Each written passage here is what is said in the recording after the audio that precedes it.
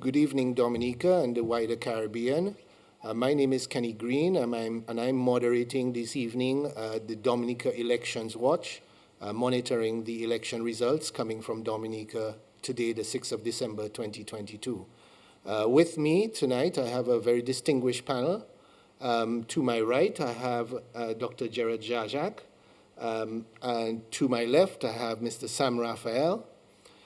Virtually, I have journalist Calistra Farrier, and also virtually, I have a pollster and known political analyst, Peter Wickham. Before I continue, I'd like to get each of my panelists to introduce themselves to the audience, and I know we have a wide audience across the region and in Dominica listening intently. So I'd like to start with Dr. Jean-Jacques. Please introduce yourself and to the audience. Thank you very much, Mr. Moderator. Good evening to everybody here and beyond. Dr. Jean-Jacques, well, that's the name that I'm titled in Okari, a whole of PhD in political science. And I love to big up, as we say, my alma mater, the Université Laval from Quebec, Canada. Very proud graduate of Université Laval. I'm happy to be here this evening to discuss on the happenings, current happenings in Dominica. Great, thank you. Sam? Yes, good evening, Dominican people at home and abroad, and all of those persons tuning in. This is a very interesting election. I'm Sam Raphael. I'm first and foremost a business person, known mostly for sustainable tourism. And I am also very much into social development. So I guess that's why I'm on the panel doing an analysis from that perspective. Great, thank you. Calistra?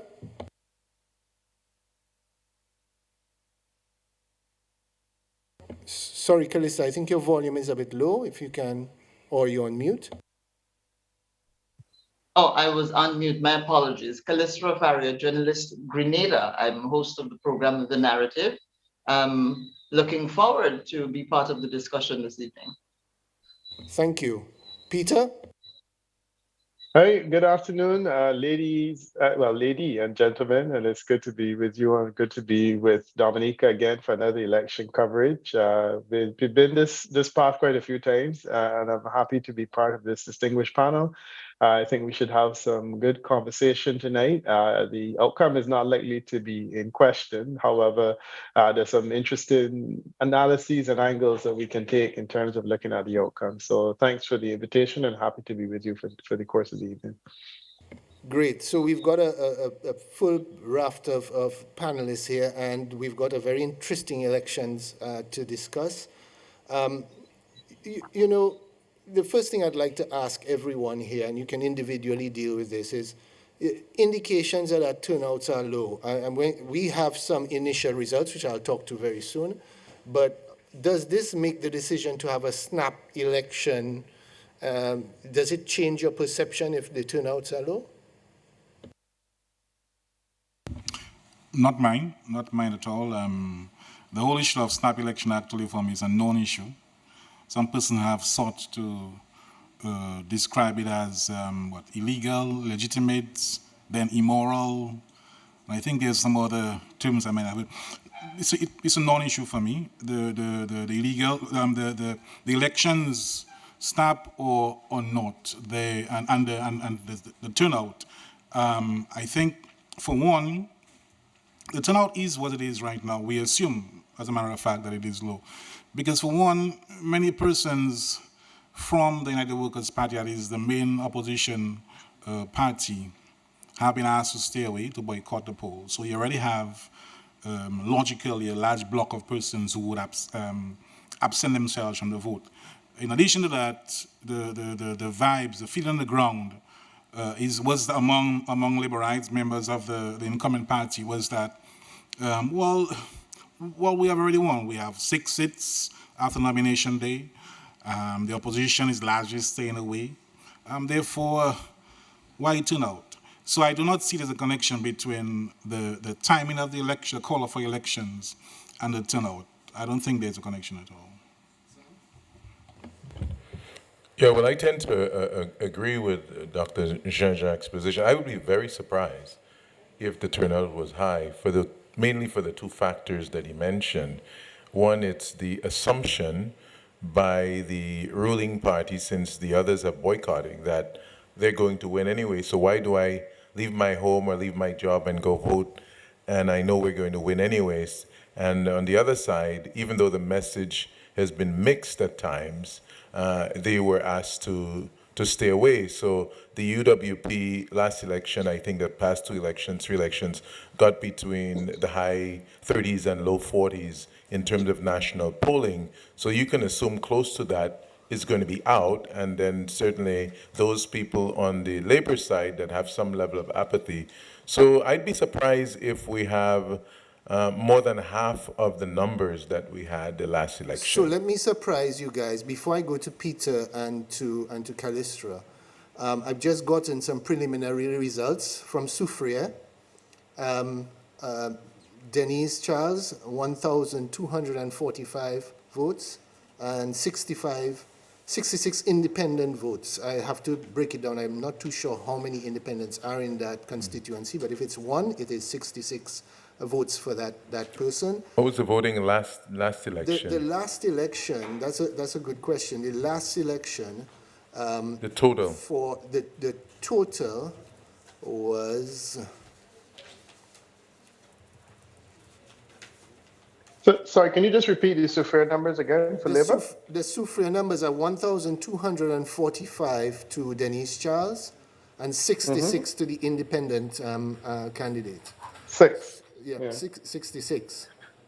Right. I can give you very easily, because the Soufriere numbers in 2019, I think I have it here. Soufriere was 1353. Oh, Soufriere. So Soufriere. Yeah, Soufriere was 1353 for the Labour Party. Yeah. So if she got 1245, I think that's brilliant. Actually, that's an incredible turnout, and we also do have preliminaries from La Plaine. And the preliminary from La Plaine is indeed also impressive in that for La Plaine, the prospective candidate for the Labour Party got, Dr. Cassandra Williams got 690 votes, and Jason Fontaine from Team Unity got 29 votes. Now, last election in La Plaine, the Labour Party did, I think, 745 votes. So she's come just below that. So they may be anomalies within the greater picture. 742 votes, I correct myself, in La Plaine last election. So those two seats may be anomalies, but so far this points to an incredible turnout from the Labour voters, irrespective of what you might have suggested, and what I alluded to. But I think we assume that every election comes with surprises, even though you have the consultants like Peter Wickham and these guys, they give you this good scientific analysis. But I think the surprise here is that the supporters of the Labour Party were motivated to go out to vote, and I think that's the first thing that some of us got wrong. Well, if I may add, I mean, the overall turnout, I would expect. Sorry, go ahead. I would expect to be lower. But I would still expect Labour to do very well in certain constituencies, because throughout the campaign, almost every night, and I pay attention to pretty much every rally, every meeting as best as I could, the rallying cry from Labour was, get out to vote, you must come to vote. Then we had these appeals, and especially in this week, a concentration of appeals, get out to vote. So there was a very, very strong attempt. So I want to go across to Callistra and Peter. Before I go to you, Callistra, I'm just going to give you the Castle Bruce results. Now, for context, Octavia Alfred, the current MP for that area for the Dominica Labour Party, last election she tallied 842 votes. Today, she has gotten 869 votes. So these turnout numbers, and the independent has gotten 143 votes, the Jenny man. Can I throw something here before we go? And another thing we have to talk about is the assisting or the transporting or the movement of persons to Dominica to vote. We didn't see it in this election. That wasn't it, and this is very important. So I think the suggestion that the numbers were inflated because people were flown in to vote in the past elections, I think that is now that's shown to be maybe not to be correct. Sorry, we've got Calistra and Peter. Calistra, please give your talk about yourself and also your perceptions so far from what we've been feeding you from the results. Well, I mean, it's what three seats so far. So we'd have to wait and see how the others turn out. But from what you're showing here, the turnout that certainly I expected seems to be a bit high. I thought that complacency would rule the day for Dominicans, given that this was almost a shoe-in with no opposition really in the elections. So certainly those three are showing that people turned out there based on the numbers from the past, the last poll. That the comparison. It's interesting that the numbers are that high. Let's see how the others play out, yes. Come out. And for the as I was asking you before we came on. That is it? What was the pattern for those particular the particular constituency that we talked about before? I think was it Green Bay or anyhow one of them? That, we gave one polling station for Grand Bay. Well, Grand Bay is a Labour stronghold, so the expectation is one that they would win, but also that it could be that complacency would set in simply because it's assumed that they would win. However, I'll give you a few more results that are coming in. For one of the polling stations in Roseau North has been reported. Miriam Blanchard, who is the prospective Labour candidate, has 194 votes in number one polling station. Boston has 11 and Nicholas 11. In Roseau Central, polling booth MO1-A1, Melissa Popon-Skerritt has 67 votes, Jason John Baptist 1, and Richards 1, Kashmir Richards, I believe, 3, with 1 rejected ballot. And in Roseau South, we have in Harlem Plaza 002-4, we have Shakira Lockhart at 36 votes, Wayne Norde at 4 votes, I think Mr. Davidson at 7 votes with 2 rejected ballots. So the trend is that in most places, people are coming out to vote. I have got a whisper that the Labour Party has lost Salisbury. So whoever the independent there has won in Salisbury. So that trend continues. So far the results seem to be pretty consistent and surprising with the numbers turning out. One other district for Roseau Central, MO6-11, that is featuring names F to M. Melissa Popon-Skerritt 84 votes, Jason John Baptist 7 votes, Kashmir Richards 2 votes and 3 rejected ballots. So it's in Salisbury, and these are preliminary numbers that have to be confirmed. In Salisbury, the Labour Party candidate got 463 votes, and the independent there got 617 votes. So obviously, there must have been some rallying behind the independent from the opposition voters. So these numbers seem to suggest that this is an engaged election in a different way than we expected. Peter, please come in. Yeah, I mean, I'm still trying to get over the shock of Salisbury. It's a tiny constituency, and it's one that you were looking. I think in the last election, the Labour Party didn't do much worse than it did on this occasion. But clearly, as you said, there was a motivation on the other side. I'm a bit stunned, that it wasn't a complete clean sweep. And I mean, it suggests that perhaps in some of the areas where the UWP is stronger, like in Salisbury, in Marigot, I was thinking for sure, it might very well be an interesting outcome there. So That result is surprising, but otherwise everything that we're seeing is consistent. And I'm agreeing entirely with what the others have been saying.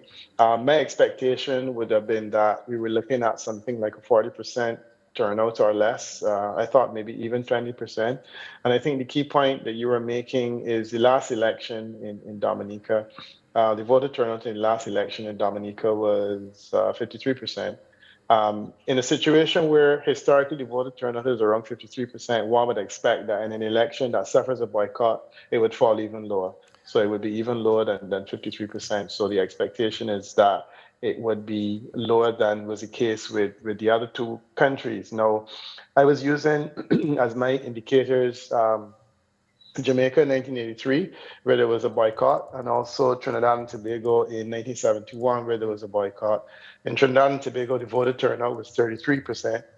In Trinidad, however, there were candidates in almost all of the constituencies, regardless of the fact that there was a boycott, because the opposition decided on the boycott after candidates were declared.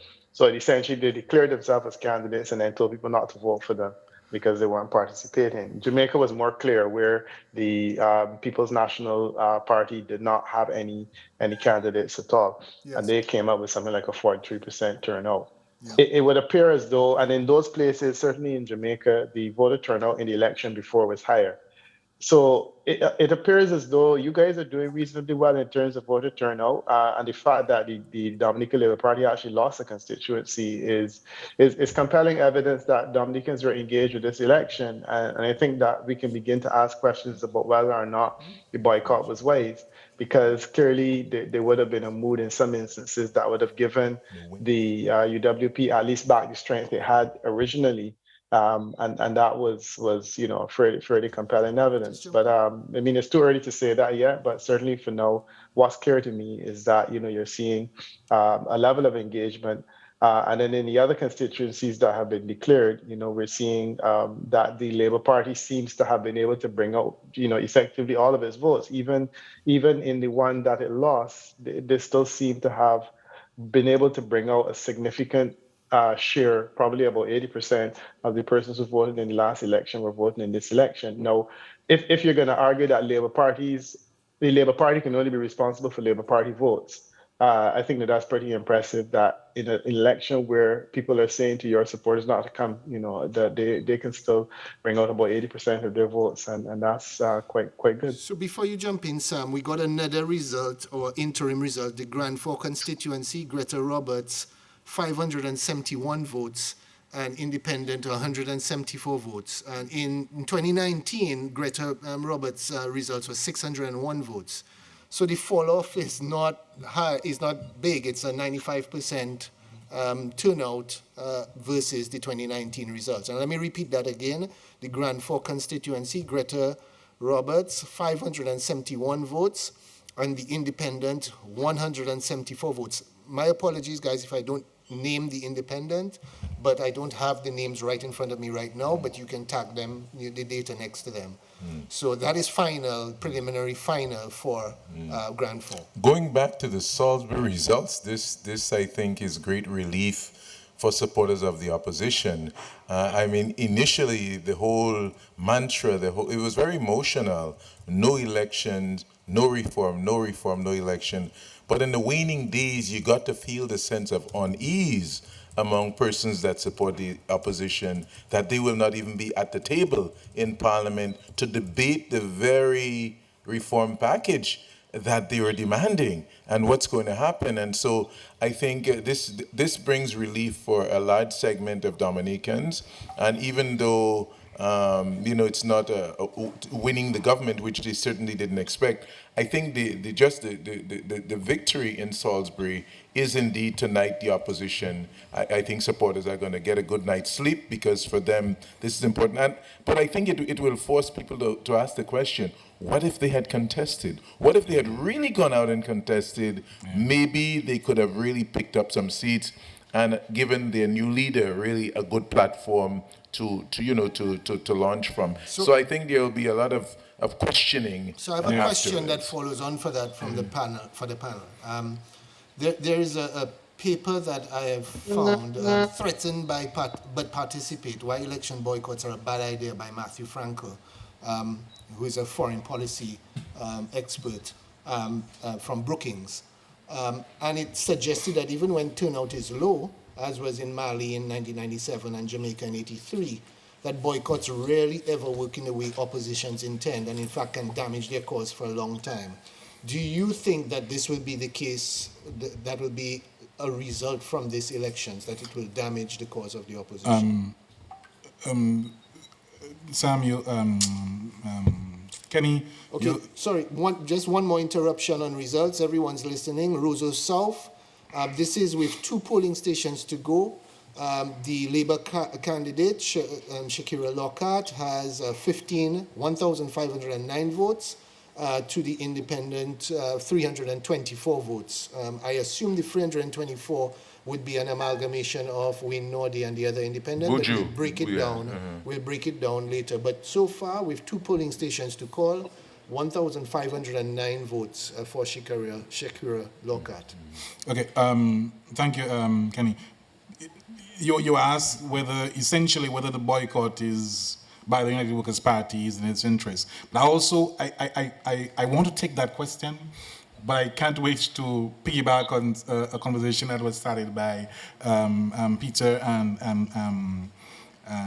Sam, is that the issue in Salisbury and Marigot, we shouldn't forget, and Sam hinted at that, the opposition should now be happy. Sam has actually accepted that the independent, quote-unquote, in Salisbury may not have been so independent after all, but maybe a blue independent, as in the United Workers' Party independent. And we have some of these independents. They are not truly. Sorry to interrupt you. Just an update on the last result I gave for Roseau South. With 2 polling stations in Newtown to go, the actual count is 1,599 votes to Shakira Lockhart and 324 to the independents. Callistra, are you there? Yes, Okay. I am here. Okay, what's your feedback so far from what you've heard? I mean, the Salisbury result, and I was going to ask Peter whether or not that actually happened, because Peter and I were talking about the Dominica elections on my program just yesterday. Whether or not that kind of adds, well, I don't want to use the word legitimacy because the elections were legitimate. Does it add something to it, Peter, where we are talking about the turnout as well, that if the turnout is below a particular level, it puts certain flavor on the results. Does the independent winning that seat up the ante a little bit? Yeah, definitely. I think it does, and it ups the ante in several ways. And I want to combine that response with a question that was asked just now about the impact of the boycott and whether it was a success or failure. I mean, I was one that said initially that certainly if I were advising the opposition, I would tell them not to boycott. But my reasons are very different, because my thing is, if you don't have the resources to fight an election, why fight it? You could probably make a moral stand, which is what they did, as opposed to making yourself look foolish. The reality is that this evidence suggests that they probably would have not looked any more foolish than they did in 2019. So perhaps they could have thrown their hat in the ring. But what has happened now is that you have an independent candidate or 2 that would appear to have been able to make the mark, and you have an ongoing electoral reform process, and those guys can claim legitimacy. You have a leader of the opposition who will be a legitimate leader of the opposition, and it is difficult now to ask yourself whether the UWP narrative will continue to hold sway with voters in a situation where you have an alternative voice, and that person is a legitimate opposition voice that will sit in the Parliament of Dominica, in the Commonwealth of Dominica, and will be able to take positions on various issues. The reality now is that the UWP can even be further marginalized in terms of conversations. There's no basis on which the electoral reform needs to acknowledge anything that's being said by the unofficial opposition anymore, because you have an official opposition, and I think that their views and opinions will be of greater significance going forward. So it really can be a dangerous outcome for the UWP, because they miss the opportunity to sit at a table at a time when it is going to be pretty important going forward. The party is going through a state of flux. I have my reservations about the wisdom of the choice that they made for leadership. And the question is, how can this individual now begin to steer a ship and be able to say that, look, the UWP is the legitimate alternative voice, when you have people sitting in parliament and basically are legitimate opposition, it's going to be fascinating to see how they will negotiate, because now the UWP had to negotiate with them. Yes. In the past, a big part of the reason why the Labour Party did so well was because Dominica had Freedom and they also had UWP. Freedom and UWP are out of the picture, but you now have a new political force that has effectively 5 years to organize themselves properly and to say, look, we could make something of this, and to lay claim on a vote, which further splits the opposition even further. So fascinating stuff politically, and I think that it's a win in a sense for the Dominica Labour Party tonight in more ways than one. Yes, thank you, Peter, for that commentary. I just want to update you on Salisbury results, preliminary result from Salisbury, that Cozier Frederick, the incumbent, has reportedly won with 1,008 votes versus 394 votes for the independent candidate. What these results also seem to suggest, this to me is the big takeaway so far, is something you mentioned earlier, that the narrative that the elections were essentially being staged in the past and won primarily on the back of overseas voters coming in. Case, yeah. That narrative is being pretty much dispelled and destroyed right now. The narrative was never convinced in any case. Okay, so we also have an update from Marigot. I know Peter will be interested in that. Currently, with 3 more stations to go, the DLP has 305 votes, and Tony Charles has 383 votes. So he is leading, the independent is leading the DLP candidate by over 70 votes, with 3 more stations to go. Well, that's exactly the point I was trying to make earlier. Salisbury and Marigot and certain pockets of Rosa North, they are entrenched voters for the United Workers' Party. Their voices in the past days were, let us deny the DLP that victory, that 21-21 that they want. Let us get out and vote, while some persons of the party say, no, don't go to vote. Some say, no, let's get there and deny them a victory. So I'm not surprised that... So does this somehow invalidate the main opposition's cry of no reform, no election, because their stalwarts have seemingly either deliberately as a strategy or going against the party edict, have basically contested with vigor these elections in both of these constituencies? Can I suggest that many Dominicans will be surprised that, not that they had the strength in those constituencies, but that the people were disciplined enough to go out and vote, because the conflicting messages that the opposition gave, I'm surprised that the people actually did go out and support. So I think that's important. And then you have to think they have to lament tonight, because what if they had contested in other areas? They may have had tremendous strength. I mean, 2019, they held 6 seats, remember? They lost 3, maybe largely because of this damaging Al Jazeera report and the behavior before the election. But if they had in fact contested in the seats that they're marginal, you've got about 8 labor strongholds in Dominica. The rest are 2 United Workers' Party strongholds. The rest could be contested. What would they have done in Roseau North? What would they have done in those other constituencies? They must be holding their heads tonight and saying maybe they made a mistake. So this is a question for Callistra and Peter. What does the boycott of the election in Dominica and what you are seeing so far does it have any repercussions for the rest of the region and any other jurisdictions where there may be similar dynamics, where oppositions are looking at this election and saying to ourselves, do we hold out and try and withdraw legitimacy from the electoral process? And now this has been smashed here. Is this affecting any kind of viewpoint like this in other areas? Well, I can't speak specifically to any particular territory, but what I would say is, because of the risk of becoming irrelevant with this boycott, as Peter talked about, them now just not having a seat at the table, I think that's a lesson for any other party who that is considering boycotting an election, looking at how it played out in Dominica, how the UWP was not successful. Sorry to in getting interrupt this you, Calistra. Just is sorry to interrupt you. Just breaking news here. A final count preliminary from St. Joseph. The DLP candidate 1,014 votes, and the other candidate. That's Kasani Laville? No. That's That's, a yes. young. Darren, yes, Darren. That's correct. I'll pull up Darren Lloyd had 1,014 votes, and the independent candidate, 146 votes.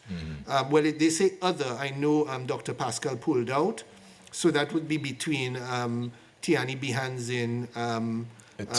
Team Unity had a candidate there Yes, also. Ferdinand Germain and Clevian Roll, who I think is the Team Unity candidate. Between those three, they would have tallied 146 votes versus the DLP candidate, Darren Lloyd, and his count of 1,014 votes. So again, another resounding victory. And pretty impressive numbers. I must say, I'm very, very surprised by the numbers. Yeah. If I may, Kenny, I want to add my voice to what Kalisha was saying with regards to the boycott by the United Workers' Party. That to me is going to go down in history as one of the worst mistakes of the party. It has made many catastrophic mistakes, I think, in the past. This one, where number one, it was already, on shaky grounds with its leadership. It now had an opportunity to mobilize its persons around one or two themes, get their voices together, and get a foot or 2 or 3 feet into Parliament, and then continue to build and rise from that platform. They chose to absent themselves, number one. Number two, they also angered a large percentage of their voters by calling for a boycott. So I have another update here and hold that thought, you can continue. From Roseau South, with one polling station to go, Shakira Lockhart has 1,657 votes against 325 votes for the independent in that constituency. It would be interesting to see how the independents go in some of those constituencies. For instance, you have, I think, 4 of the candidates, they're independents, but they're youth supporting this Moon Siwe movement from Newtown. And it would be interesting to see how Bourgeois did versus Attorney Norday. And then it would be interesting to see how Team Unity did as a new political party also. So these are a lot of little backstories that I think we should look at. Just for the viewers who are asking, how does, for example, the turnout for Shakira in Roseau South compare to what happened previously in 2019? In 2019, the Labour Party tallied, Shakira Lockhart tallied 2,194 votes. And bear in mind, the Roseau South constituency is possibly the largest, if not one of the largest constituencies, and it's a wide constituency. So she tallied 2,194 votes, and so far in these elections, she has 1,657 votes. So that is pretty impressive, given one more polling station to be called in. And I want to, with Roseau Central, so far we have DLP 1,023 votes, Team Unity 41 votes, and Independent 48 votes. And again, let me just go back to the last elections in Roseau Central and tell you that Labour in 2019 got 1,063 votes. And how many did they do this time? 1,023 votes. So the turnout it's a 40 vote difference, has been incredible. Now, I want to continue something here, because the current leader of the opposition, and for those who don't know, Peter and Calistra, the leader of the party, in the public domain has said, and multiple times I've heard it, that he is essentially going to ask the international community to declare this government a rogue government because it does not reflect the will of the people. My point here is this. The fact that both Salisbury and Marigot have been retained, so people have participated in the elections from all sides, and at the same time that the turnout has been much higher than anticipated. And on top of that, you've got election observers here. You've got 4 electoral observer groups, CARICOM, OAS, the Commonwealth, and a group from Latin America. That's right. That seems to me that it really is throwing the cat amongst the pigeons, in that what you're saying, Jared, seems to be almost prophetic, in that the opposition may have shot themselves in the foot by extricating themselves from the political debate. And as Peter said, giving themselves a hill to climb. But look what they have also done. They have created a path for Team Unity, TUD, and within TUD there are also persons who might want to remain with Team Unity or venture on their own. They have also cleared a path from this child's person from Marigot, who seems to be leading. He is not totally alien from the scene. The issues show that he has a history of contact with the United Workers' Party. But what the absence of the UWP does is it clears the path for more voices, new voices, hopefully, new voices and new ways of doing things for Dominica. That can augur well, but I don't see it really helping the United Workers' Party. So we have results from Grand Bay. So in 2019, the now deceased Edward Regis from the DLP tallied 1,532 votes. Currently, I think this may be final, but it's a preliminary. Dr. Vince Henderson has 1,144 votes versus the independent 27 votes and rejected 19 votes. So again, Peter and Callistra, the numbers continue to defy all of our expectations and kind of put a question mark, a huge question mark on the opposition's boycott of the elections. But you also notice, Kenny, that the number of spoiled ballots and penitentiary, they are not that high. You know. Actually, they are lower in many regards than before. Yes. But you know that was part of the call. Go there and spoil a ballot. That was what many supporters of the opposing parties were instructed to do. So I'm also looking out for that as well to see how persons from these parties would have responded to that call. And so far, I'm not saying the trend shows that they have ignored that call. Yeah. Well, other than the boycott issue, there are lots of other issues with this election that maybe we should touch on. And I think, I don't know, Kenny, you're leading the panel, but I think there are a number of other things too. One of the issues is the Prime Minister did indicate his intention to step down. How soon do we project that this will happen? I don't think we can tell.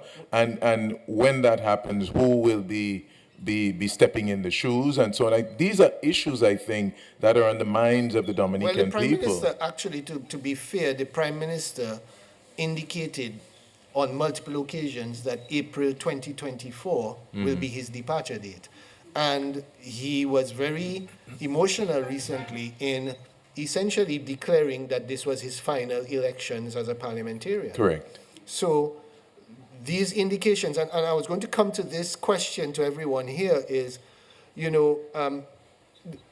if that is the case, if this is indeed his swan song as a parliamentarian, will the story of this election, more than anything, be about this in retrospect, or is it going to be more about the opposition effectively disenfranchising themselves?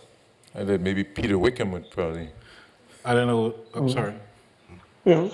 No, I mean, I was anxious to get back in relation to some of the other issues. I'm not comfortable discussing matters of the Prime Minister's departure just yet. I feel that that's probably a conversation that we should have on another night, and we should focus on this time. And I mean, the surprise that this is presented as. We have a comparative base in terms of elections that were boycotted. Unfortunately, this cannot be considered a boycott election because you had candidates that were running, you had clearly a competitive environment, and unlike 71 in Trinidad and also 70 and 83 in Jamaica, you had an alternative party that was able to bring candidates to the winning point. So it really, when the history books look back on this election, it doesn't appear to be an election in which there was a boycott. it appears to be an election in which UWP was just not ready to present candidates, didn't present candidates, and as a result was found wanting. And the point that was made just now is very, very compelling. You now have representation from a new party that will be part of the conversation and that will insist that they sit at the table. So the question of what happens in Marigold, that has always been the safest seat for the UWP. The presumption is that one of the new leaders would want to have that seat, and that certainly the old leader would also have wanted to hold on to it if he wanted to continue in politics. But guess what? Today, he's no longer leader of the opposition. He's no longer MP. And there's a person that will be holding that seat that is not him. He has to fight to get it back. Yes. So there will now have to be conversations that the UWP will prefer not to have with people that are not part of the decision that was taken to boycott this election. And I think this is what makes it so fascinating. But I really thought that tonight we would be saying, okay, how do we compare this election with the last one that was a boycott election? The observers have their work to do, and the observers basically have to look to see whether the election was free and fair. Clearly it was. And it was competitive. Competitive is a plus, is a bonus, but it doesn't necessarily have to be competitive once it was a freedom and a fairness to this election. And clearly the observers will have to report that it was. The position that the opposition will take in relation to that, though, would not surprise you, because you recall for the last few elections, they were arguing that even though they were observers, that the observers' conclusions that the elections were free and fair were incorrect conclusions, because the elections were really not free and fair. One of them, Dr. Fontaine, said to Callistra a few days ago that the last 4 elections in Dominica were fraudulent. In all of those instances, observers said that the last 4 elections were free and fair elections. So I would expect that on this occasion, they will have issues with the conclusions of the observers as they did in the past. But I think that the public, looking on at this and seeing it, will find this to be somewhat amusing, because you're finding a political organization that has been caught out, so to speak, because they were peddling a narrative that just is not flying. And Dominicans have surprised me yet again. The question as to the opposition strategy of doing this, as Callistra was saying, clearly it's not a strategy that has worked, and it's not likely to be a good strategy going forward. I think that the Grenada example, the decommission strategy, where you look for someone fresh and new, and you insert that person into the politics, and then you're able to effectively peddle a change narrative, to me would be the solution that I think would have worked better in the case of Dominica. And I think what happened this year is that we had 2 elections, one in which Grenada has given us a clear direction in terms of what should happen, and Dominica has given us a clear direction in terms of what is not going to work. So I have an update, a preliminary final for Roseau Central. The incumbent, Melissa Popon-Skerritt, has 1,023 votes, Team Unity Dominica 41 votes, and Independent 48 votes. I assume the Independent is Jason John Baptist. Yeah. Following from your point, Peter, and to talk to something local to Dominica, I can ask the Dominicans on this panel. I've always questioned this idea that the elections are illegitimate in Dominica simply because certain people feel that the decks are stacked. I seem to remember in 2014 that the largest constituency at the time, the largest majority seat for the Labour Party, the Roseau South seat, was overturned by a newcomer on the UWP side. I can't remember the numbers, I have them here, but the point is that this was someone who hit the road hard, Joshua Francis, and he won the seat. At the time, it was the biggest majority seat for Labour in all of the constituencies. Now, when you add this historical record to the fact that the numbers are so big for Labour without any question of overseas voters coming in, it seems to suggest the narrative that somehow the elections are staged or stacked because people are being flown in and all that kind of stuff. It seems to me that narrative looks a bit weak right now. I'll tell you something, Kenny. I absolutely never accepted the narrative. I always thought it was a farce, a red herring. United Workers' Party is very adept. It has been very adept at seeking at seeking to hold somebody or something else responsible for its failings. Okay. Sorry to interrupt you, Gerard. We have live from the Electoral office. We have Hassan Robinson and Kiwana from DBS. Hi guys, Kiwana Wilson. Please, I'm not too sure if I can hear your audio, but if you could please speak up or come off mute if you're on mute. Sorry, your audio is pretty bad, Kiwana. Can you try and switch off the audio and switch it back on? She doesn't seem to be hearing us. We'll come back to them. Okay, we'll come back to them. So, Kalistra, I wanted your feedback on the numbers so far, and also, I mean, you spoke to it a bit earlier, but from the outside, I mean, the rest of the Caribbean are tuning into this broadcast, and I think the intention, supposedly from the opposition, was that to boycott the election was to delegitimize it.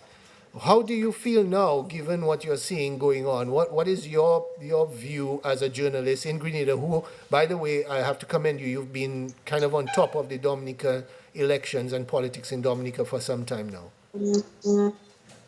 Well, Calistra's been on top of all of them, huh? All of them. Yes. with the help of your analysis, Peter.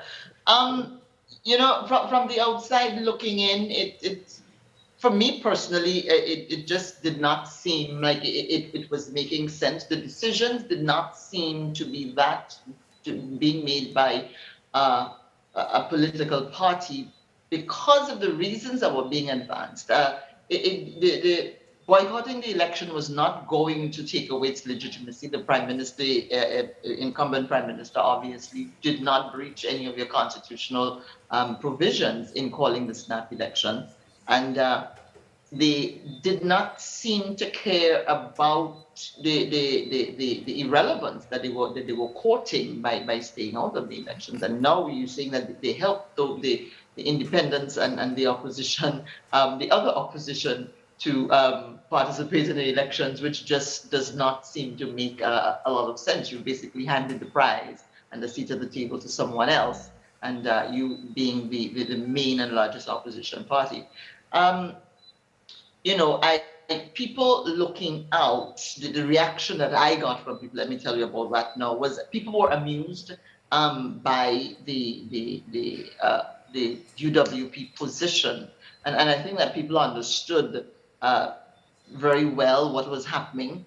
Although the issue of electoral reform remains a point of interest for people, people are not dismissing the need for electoral reform in Dominica. And I just want to add here that we were talking about the departure of Prime Minister Skerritt in 2.5 years, I think it is, he said. And that, as I agree with Peter, let's not talk about that now. He's about to start a new term. But what I want to ask, and for the others on the panel, the Dominicans on the panel, is, do you believe that the Prime Minister is going to use electoral reform to establish his legacy? I mean, going out in 2.5 years without having solidified electoral reform in Dominica, how do you think that can possibly impact on his legacy?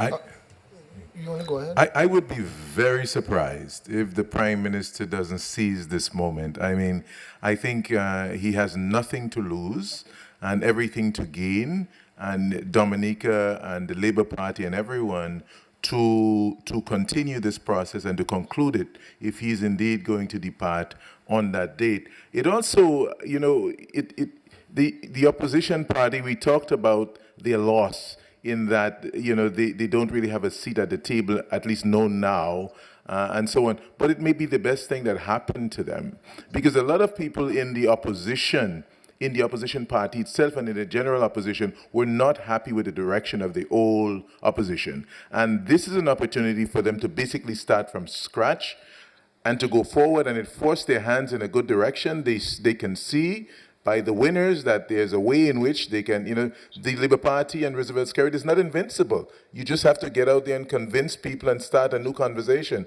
So I think this today is a victory for a lot of the supporters of the United Workers' Party that were not happy with the party and the direction they were going, and it presents an opportunity for a new beginning. I think that's good. Well, It's also a reset Absolute for them. reset, and I think they, I think, regardless how we feel, I think they are victors tonight. Go ahead. Well, hold on, Sam. I mean, it's only going to be a reset if the new leadership that they voted in is actually going to break from the past. I am not so sure that they have done a reset. I will give them some time to see exactly what direction they take, because the current leadership, the new head of the party, we know him. He has served in parliament already.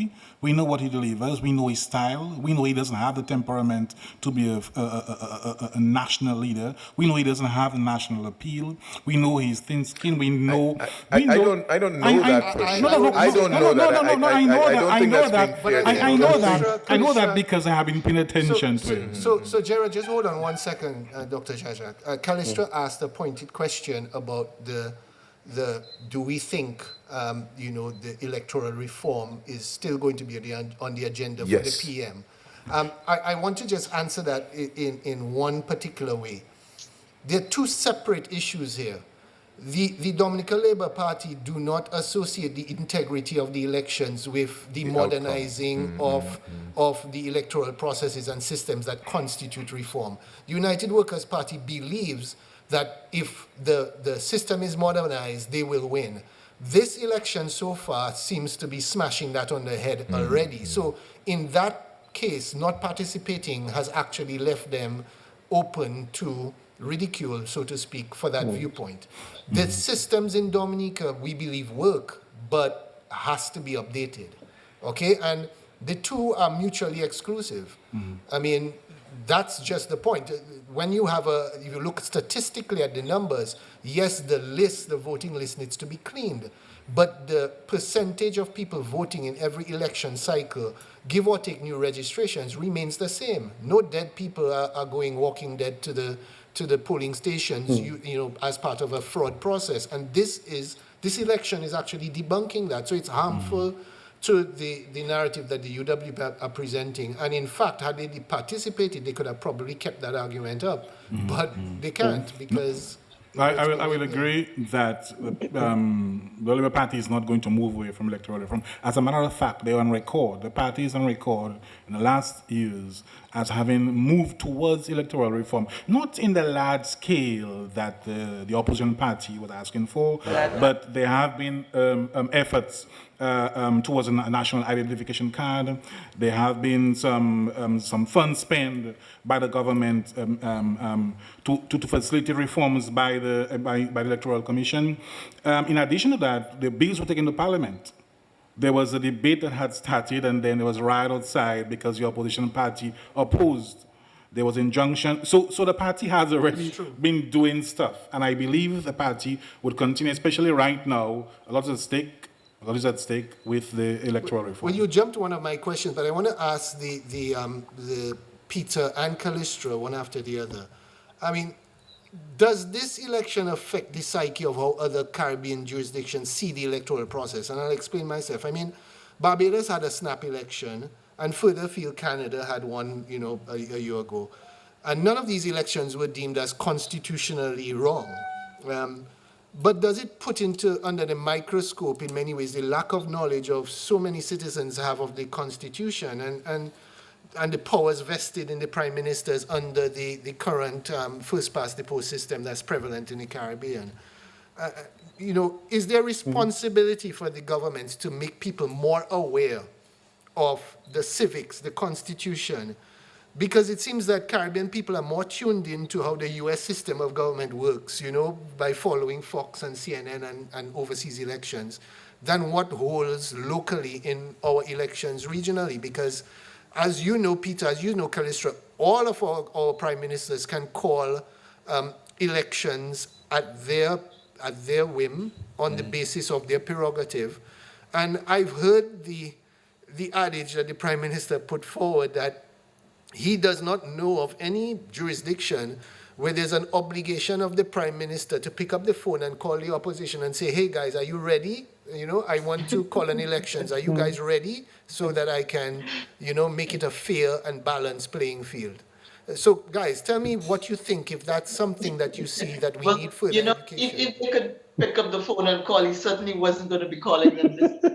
Called it because he understood that they were not ready as well. But I think more than the education of the people on civics and the constitution of their countries, I think what this demonstrates is a need for reform in these territories to have fixed date elections, fixed terms, and fixed dates for elections. We had that as part of our referendum in Grenada. I think Peter likes to bring that up as well when we chat. That we voted, and that's one of the things we voted against. But then even here in Grenada, when a Prime Minister, opposition leader, Dr. Keith Mitchell, called elections a year or so ahead of time, there were grumblings and complaints because the NDC appeared as if they were not yet ready.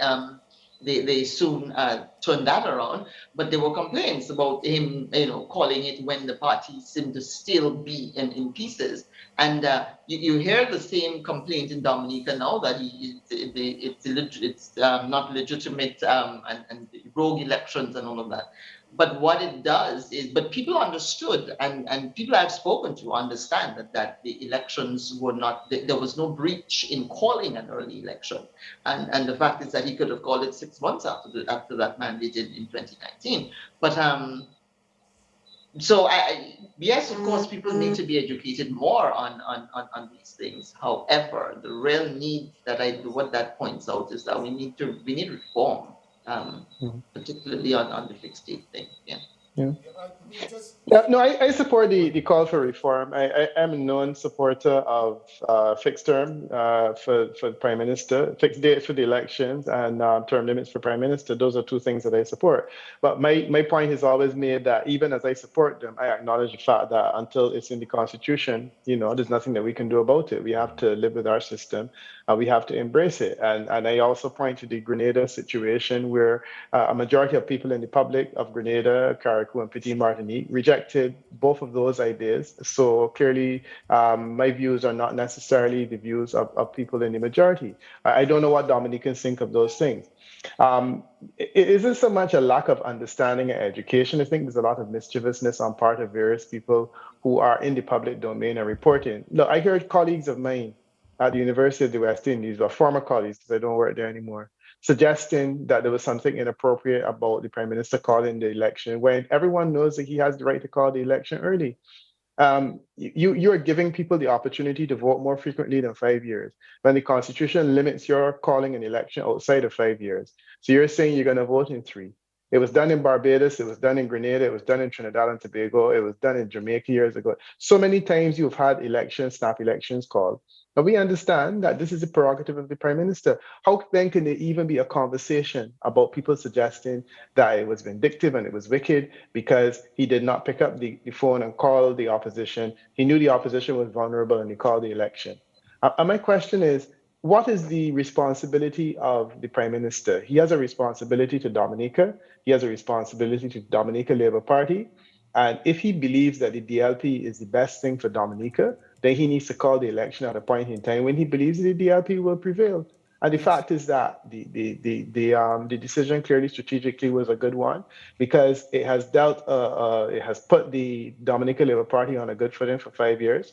And you can rest assured that the new Prime Minister, whoever it is, when he comes and he takes over, he will not have any pressure on him to call an election early. He or she. The government is there. He has a full 5 years. And my sense is that will also deal a blow to the UWP that may have thought that they could rally to get a new government in place to get another election fairly soon. So I think in both instances it has served. But I do feel the issue for me is the nuisance that has been created of persons in the public domain peddling this narrative about illegitimacy and so on, and suggesting that there was something untoward about the Prime Minister calling an election, using the power that the Constitution gives to him to call an election more frequently than every 5 years. The other thing I wanted to comment quickly on, though, is the Electoral Reform Initiative. I was involved in the electoral reform in St. Kitts and Nevis a few years ago. Denzel Douglas won 3 elections. He had electoral reform, and then he won a 4th election. And one of the things that I discovered during that process, it was quite useful. All of the issues that you have in Dominica, you had in St. Kitts and Nevis. So the electoral list was bloated. In the case of Barbados, it's the same case. The electoral list is bloated in Barbados. It's bloated in St. Lucia. It's not bloated in Antigua and Barbuda because they have been able to clean theirs up. It's bloated in Guyana, where you had a change of government the other day. So the electoral list is bloated in many instances, and it's not the end of the world. But for some strange reason, that is peddled as a reason why an election is flawed because you have a bloated list. The other thing is the overseas voters. That is a conversation Dominicans have to have. And I saw the way it happened in St. Kitts and Nevis, where they had overseas voters. The overseas voters were, essentially embraced as part of the system going forward. And now they have a legitimate system that allows people to be domiciled locally and resident overseas. Dominica may very well decide to go that way, because if they don't go that way, essentially what they're doing is creating disenfranchising people Correct. who were on the voters list. And that's a whole different conversations that Dominica will need to have. So I do feel that this presumption that the voter electoral reform will remove the whole idea of persons resident overseas, it may very well legitimize it even further, as was done in St. Kitts and Nevis. So those issues are not unique to Dominica. And I've always been of the opinion that those issues are not going to make a difference. So we do polls. The polls have showed consistently that the Dominica Labour Party was preferred, and it's been reflected in the election. So to me, there's no evidence of fraud. Okay, thank you, Peter. We're going to try and go to the electoral office to get results, updated results. Kiwana and Hassan, can you hear us? Okay, we on now. Yes, you are on, please. Ok, nous actuellement ça dit que nous tapons résultat on lot constituency, ça c'est constituency Salisbury. Nous ça dit que candidat indépendant tapé c'est Jesma Paul tapé 617 votes, avec Lindsay Frank pour Labour Party Dominic tapé 463 votes. Dans constituency Salisbury, candidat indépendant gagné l'élection là et puis 617 votes. Jesma Paul avait Lindsay Frank pour Labour Party Dominic 463 votes. Hassan? Yes, like indicated before, Salisbury constituency independent candidate Jesma Paul got 617 votes. Lindsay Frank 463. Again, those numbers are 617 to Jesma Paul and 463 to Lindsay Frank. Back to main studios. Thank you very much. So we have confirmation of Salisbury. By the way, guys. They're coming on now. By the way, guys, Peter and Callistra, you would have heard that commentary was in both Creole and English. I could see Peter for one hot second had a little look of bewilderment on his face, but I understand you're in a francophone country yourself right now, so you should be at least have a little comfort with that. So I was able to pick it up, yes.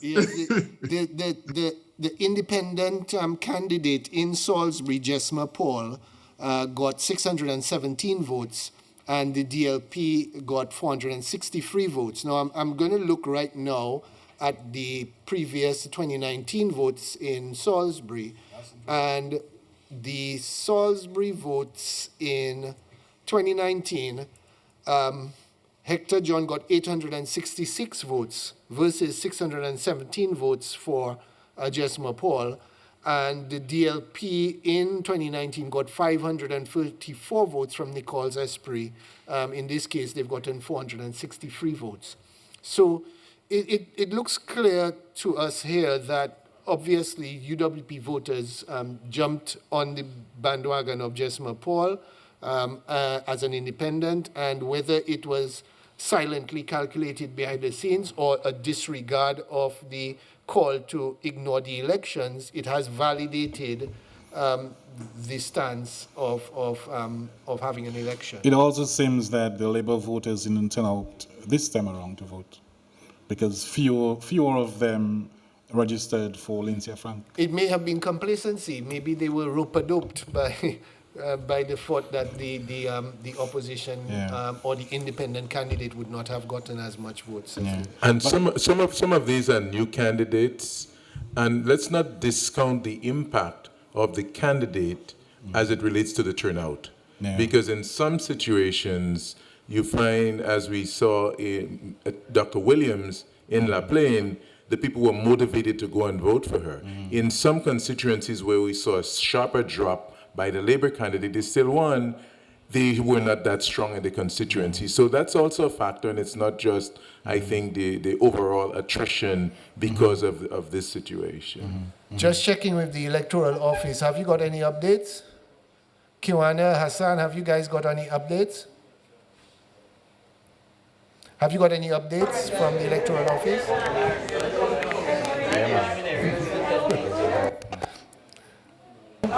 Ask Dupe if you have anything official from Marigot. Yeah, no, we haven't got any updates. It's pretty active over there. But there's, Jared, please go ahead. if you launched a topic earlier, and Sam actually hinted on it, which is the issues other than legitimacy, etc., that surround this election. And our colleagues, Wickham and Kalisha, they seem to shy away from it because that question was tied towards Mr. Skerritt's tenure, remaining years. Well, I don't want to touch exactly on his remaining years, but the issue of the secondary issues, they are very important.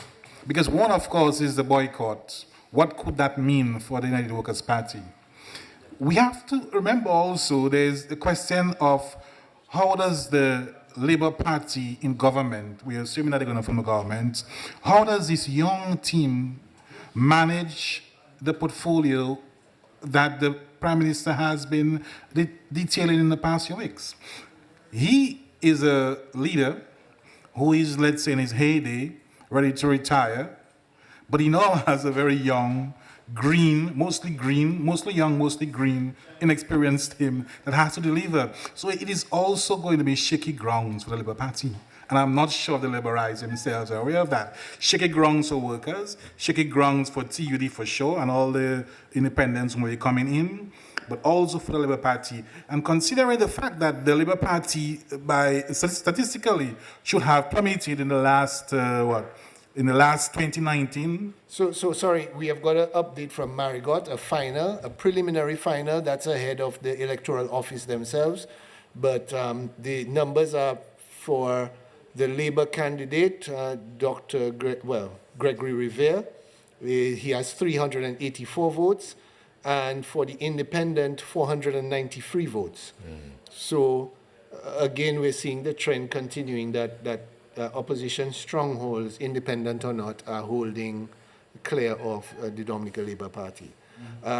Going on to I wanted to ask that, or I wanted to get the views of Calistra and Peter on this, but we have results so far from, I'm not sure if it's a final, from Roseau North. Blanchard, 398 votes, Boston, 17 votes, and Nicholas, 28 votes. That's Roseau North so far, so that's not a final. But Miriam Blanchard is, the prospective candidate, is pretty far in front. So let's see how that goes. And the question I was going to ask is that, and that was really both for Dominica and for the region, is that the theme spoken to by the Prime Minister and the party in general was that a reset was needed for the Labour Party post-COVID. And in fact, it appears the representatives are getting younger, as you said, and with more women representing than ever before, I believe 10 women. Does this create any trends for elections in the future in Dominica and beyond in the region? So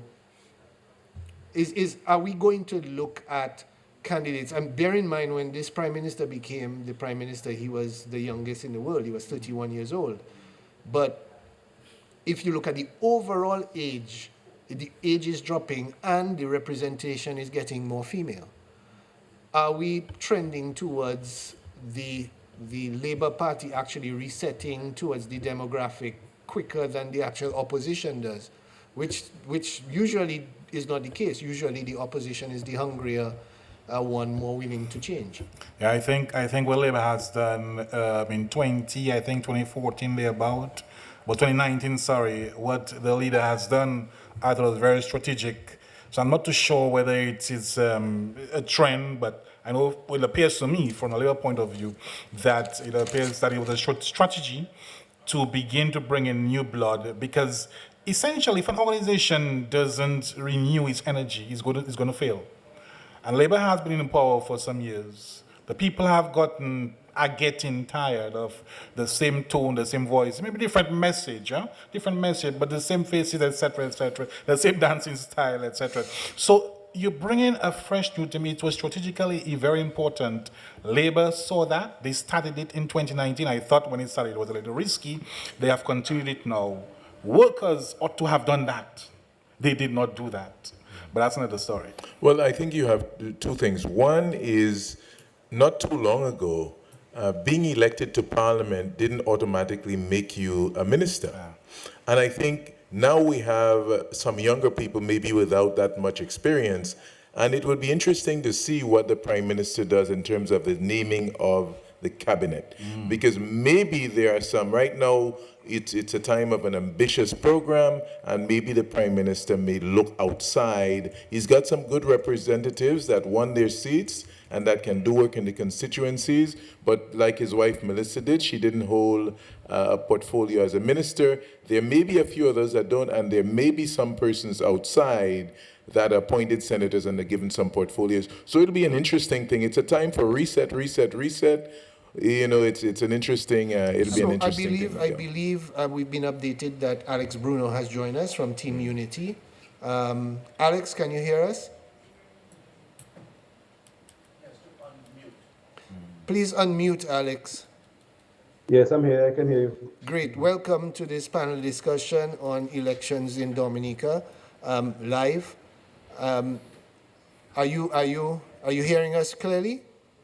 Yes, I can hear you clearly. Okay, great. Well, thank you for joining us. What's your observation so far, Alex? I assume you're getting updates of the results so far. How based on what you felt Team Unity would do by stepping into the breach, how do you feel about the election so far, both for Team Unity and in general from a participation point of view? Well, very satisfied that we were actually part of the conversation. We are now part of the discussion. And we're looking forward to building from there. As we said as a team going into the election, that we believe there needs to be a new entry sport in terms of the conversation, political conversation on the island, that the usual rhetoric had gone stale on both sides to an extent, especially on the opposition side, and that there had to have been an injection of a new idea. So as a team, we think we would have accomplished that. I didn't think that we were going to win in any of the areas, but we gave it a good shot, and there were votes casted for our team. And now, as I said before, we are part of this new conversation, which should have started in Dominica's politics, especially in the opposition fraternity for at least the past decade. So that's what we represent, this new idea coming out of this election cycle. So Alex, just to follow on from this, I mean, you spoke about the opposition almost as one organic group, but you and your party have been targeted for criticism by the opposition on the basis that you participated as an opposition in what they considered a breakaway from the stated aim of boycotting. Do you feel vindicated now that your decision to take part has been vindicated by the numbers of participation in the election? Or do you feel that you are going to have to continue defending yourself as something of a quisling or a turncoat to the opposition cause? Oh, no, not at all. We feel vindicated because, as I said on regional media earlier today, that there were calls for boycott, but it seems as if those calls fell on their ears because this year we had a record number of candidates contesting. I think there were 45 altogether. 45, which includes our 5, and I guess many other independent candidates.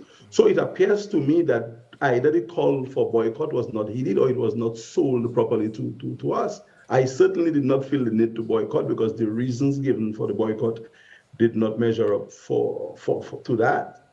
So I think, based on what we saw, the participation, that the calls for boycott did not quite work. And I certainly feel vindicated as one of the administrative head of a team that we were in the right direction. And I'm looking forward to, Kenny, for ongoing conversation. We want to speak to all sides, all parties involved in the political process of Dominica, everybody with interest. Let's talk, because we cannot continue elections and politics the way it has been in Dominica for the past too long. And the incumbent has won again. I want to commend the incumbent for maintaining a presence in the Parliament of Dominica, the majority presence. I mean, this is unprecedented in regional and global history. I think because we are still a democracy and this is a democratic election. So barring the situations where we have autocratic leaders, this is a democratic country. We had a democratic election. Some may argue it was not as fair as it should have been. I may even be one of those to say so. But the fact is we had elections, and this is unprecedented for a team to win so many times. So I commend the team wholeheartedly, and I'm looking forward to working with members of the team that has won, members of the former parliamentary opposition, the independents who would have won their seats in this one, and others, because we really have to find a formula to come together to change gears in terms of Dominica's politics. So Alex, following again from this, and I anticipate that the independents in both Marigot and Salisbury, their phones must be burning up right now. Will you be one of those people reaching out to the independents in those constituencies to see if you can somehow get them to embrace team unity? Well, it would be nice if we could get a seat in Parliament through one of those people who have been elected. It would be really good. I do not know whether that's going to happen, because based on the preliminary conversations I've been hearing, those seats are not quite independent. They are independently elected on behalf of the I mean, you know the story in terms of Dominica's politics and the party with the stronghold in those particular areas. So it appears that those independent people were elected, but they were elected at the behest of the main opposition, because I mean, I saw posts on their platform which asked the voters to vote in those two areas and support those candidates. And I can even foresee whoever emerges as the leader of the opposition, somebody is going to be, that this person may very well appoint senators who are favorable to the former incumbent opposition party in the Parliament of Dominica. Okay, that's what I think is going to happen. So sorry to cut in, and I'm going to come to you shortly, Peter. In Roseau South, we have a final. Shakira Lockhart has 1,744 votes. And Wayne Norde has put up an impressive showing. He has 330 votes. And Julian got 91 votes. So if we look at the last election for Roseau South, 2,194 votes versus today 1,744 votes. So it's not far off at all. Now, Peter, you were not here a while ago. I asked a question, and I want to just revisit it with you. You know, the question was that the Prime Minister's theme was this was a reset for the Labour Party post-COVID, and in fact, that he wanted to closer represent the voter base. And it appears, and it is, that the Labour Party representatives are getting younger and with more female representation. Do you see that as a trend for future elections in Dominica, and in particular for the region, that the demographic is going to be reflected more and more by a younger and more female representation? Yeah, I mean, that's an excellent point. And that is one of the things that you can do when you have the flexibility of knowing that you're going to win. One could say on a counter, you can take chances in terms of inserting younger people and female candidates. I am a person that believes in female candidates, but the statistics show, however, that female candidates, generally speaking, do less well in Caribbean politics.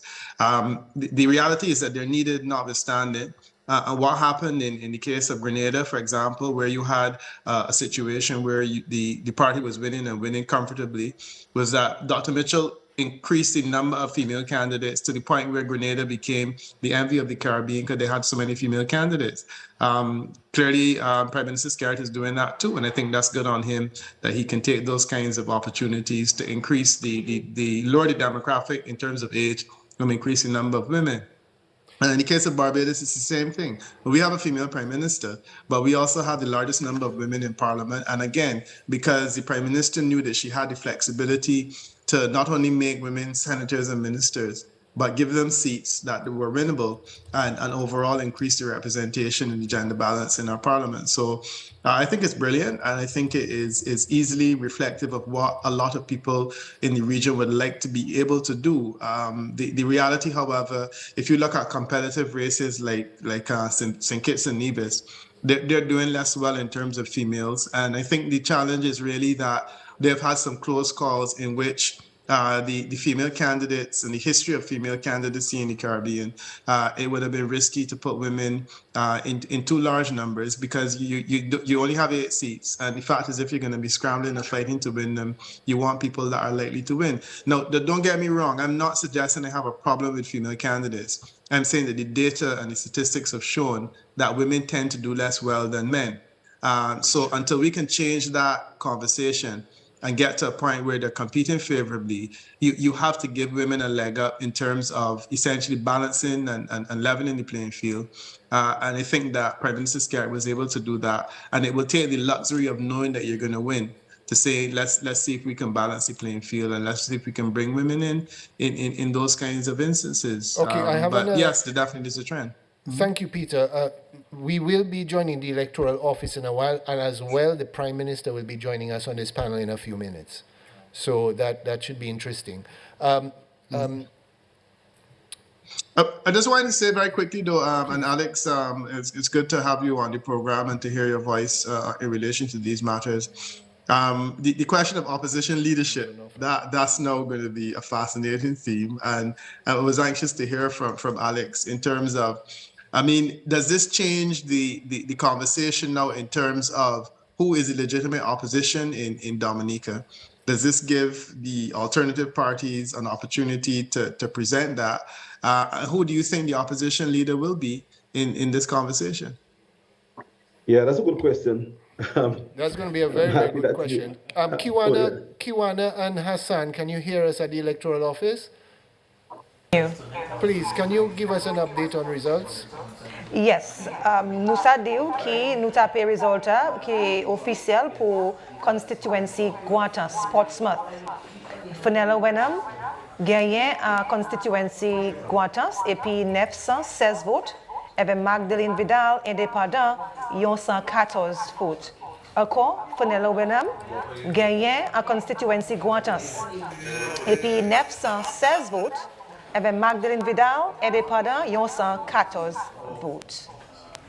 Yes, as indicated, Portsmouth, Fenella Williams, 916 for the Dominica Labour Party, and Magdalene H. Vidal, 147 as an independent. Again, those numbers are Fenella Williams, 916 for the DLP, and Magdalene H.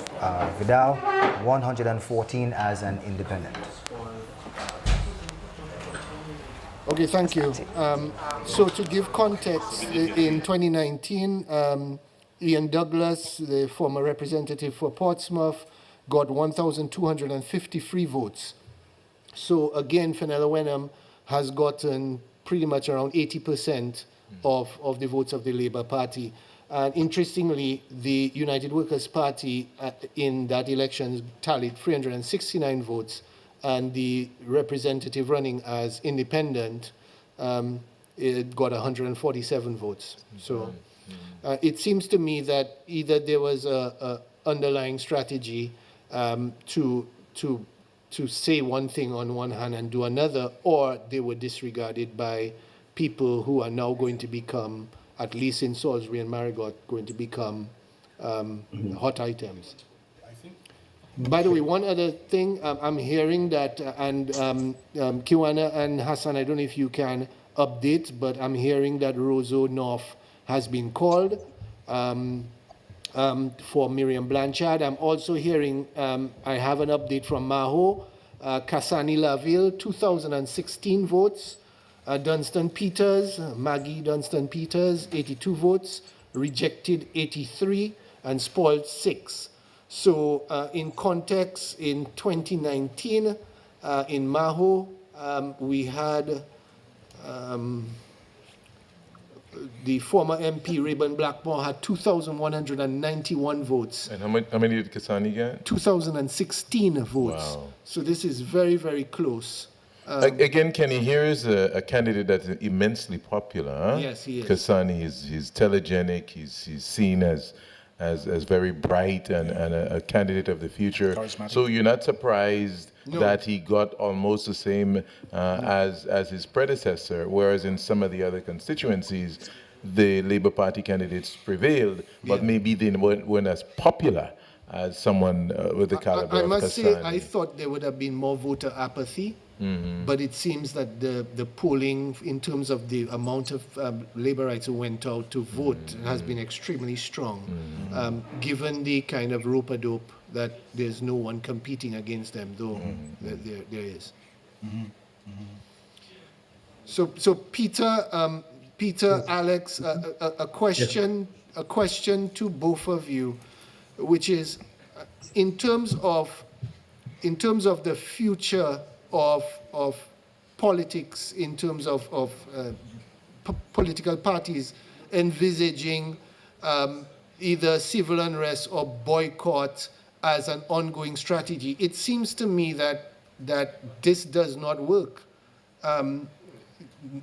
We've got a small sample from the boycott, but it seems to me that this has not taken away people's appetite to go out and vote.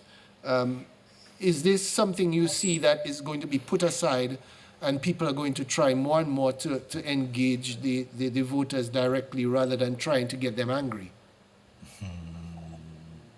Well, I think, and all trends and all indications in terms of the polling that I've done, and I'm sure Peter would have done, suggest a sort of general fatigue on the part of Dominicans when it comes to the rhetoric mainly employed by the main opposition party. I hate to say it that way, but that is how it is. And generally, too, Dominicans would or are inclined to go a different route from the incumbent, but without a ready or suitable alternative, the people have not really switched or moved en masse, although there are great numbers of people who declare independence or some sort of misgivings as far as the elections are concerned. I did a poll in Dominica in February, and I am not surprised with the results that we are seeing here. The results were as we are seeing, and I'm not too sure whether the major call for reform would have actually made a major difference in Dominica, because when we polled Dominica in February, it was just Dominicans living on the island, and the suggestions were what we actually seen in the polls. So I'm not surprised with what is happening. And to answer your question directly, I think there will be a switch. A switch has already taken place. The incumbent people, well, the independents who have run have shown that at least different people can step up and win. And the conversation will be that moving forward, that a new set of people, a new idea, more engaging approach. The confrontation is not going to work. Dominicans don't like confrontation as such. In fact, regional people are not confrontation in nature. We are not violent. We like to run our mouth. But when it comes to certain matters, we don't like the raga. So I think, Kenny, that's what's going to have to happen with people who are interested in taking on the incumbent. You really must get to the people, talk to the people, instead of shaming the people. Engage them, embrace them, and see what it is that you can do for them. Promise them the things that you can work with them with, and try to change the narrative. Until and unless the people in the opposition fraternity do that in Dominica, I think the incumbent machinery is going to continue to enjoy political prowess in Dominica. Another question I have is also, I don't know if you see that a lot or you've seen that trend in other jurisdictions, both Callista and Peter. but are we paying too much attention to the noise that's often made in social media? Are we putting too much weight on it? Because, often people believe or there are trends based around social media analysis and the noise being made on there. Whereas, I know Alex spoke to polling, but the real views of voters in Dominica is usually not known until they come to the polls. So is this something, it must be very difficult to poll long before elections, because you can never tell with Caribbean people. But is this something as a trend? Because this idea that the government is unpopular and that they can only win by bringing in overseas voters is well, that's been smashed again, as we've said. We're getting results from Wesley. So far, Fidel Grant, the incumbent, 717 votes, and Roll, who is the independent, has 316 votes. So an impressive showing by the independent so far. Kenny, the Marigot winner, the feedback on the ground recently suggests maybe he is a little more independent and is not necessarily so tied in lockstep with the traditional UWP. And I say traditional UWP, I think there may be a change after tonight. People may be looking at this situation a little differently. And so he tended, based on the vibe and the conversation that I'd been getting out of Marigot, the basically people were saying, let's forget about this UWP thing now, let's get our representative, this is a new Marigot. And it would be interesting to see if that really continues, around in other constituencies as we go forward. I'll tell you something. I hope this is the case. I heard there's a little clip I heard of him, and he said one or two lines which resonated with me. He was all keen on giving the people a voice, representation for the people. They need a voice. And he repeated a voice, about 3 times within a few seconds. I'm like, wow, that sounds different. So let us, if this is the case and he's the confirmed winner, then let's see what this brings to Parliament. Democracy. Which brings another question to mind, guys.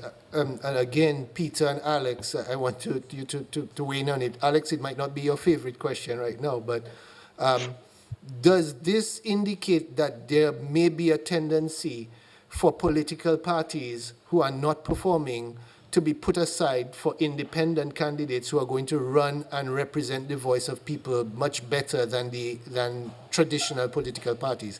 Is this something that could impact other Caribbean islands, Peter, in order to replace traditional parties who are not performing but just for habit are simply there filling the breach? Yeah, I'm expecting that this is a conversation that's going to come up, because we had some interesting developments with independent candidates in St. Lucia. 2 independent candidates won, but they won on the basis of accommodations. I'm inclined to think that the independent candidates that won this time also won on the basis of an accommodation, an unspoken accommodation with the UWP. My general theory in relation to independence is that they will not work in the context of a Dominican electorate or anywhere else in the Caribbean, outside of places like Cayman Islands and the BVI and those places where the electorates are really tiny, or probably in Barbuda. But it's not going to work in Dominica, and this doesn't persuade me that there is any different in terms of a qualification for that general analysis. And the qualification will be that there was an unspoken accommodation because of the fact that there was a boycott that allowed voters to feel comfortable shifting their allegiance somewhere. So that's the only independent qualification. But I don't see it as a trend. If the UWP was competing, they would have benefited from those votes.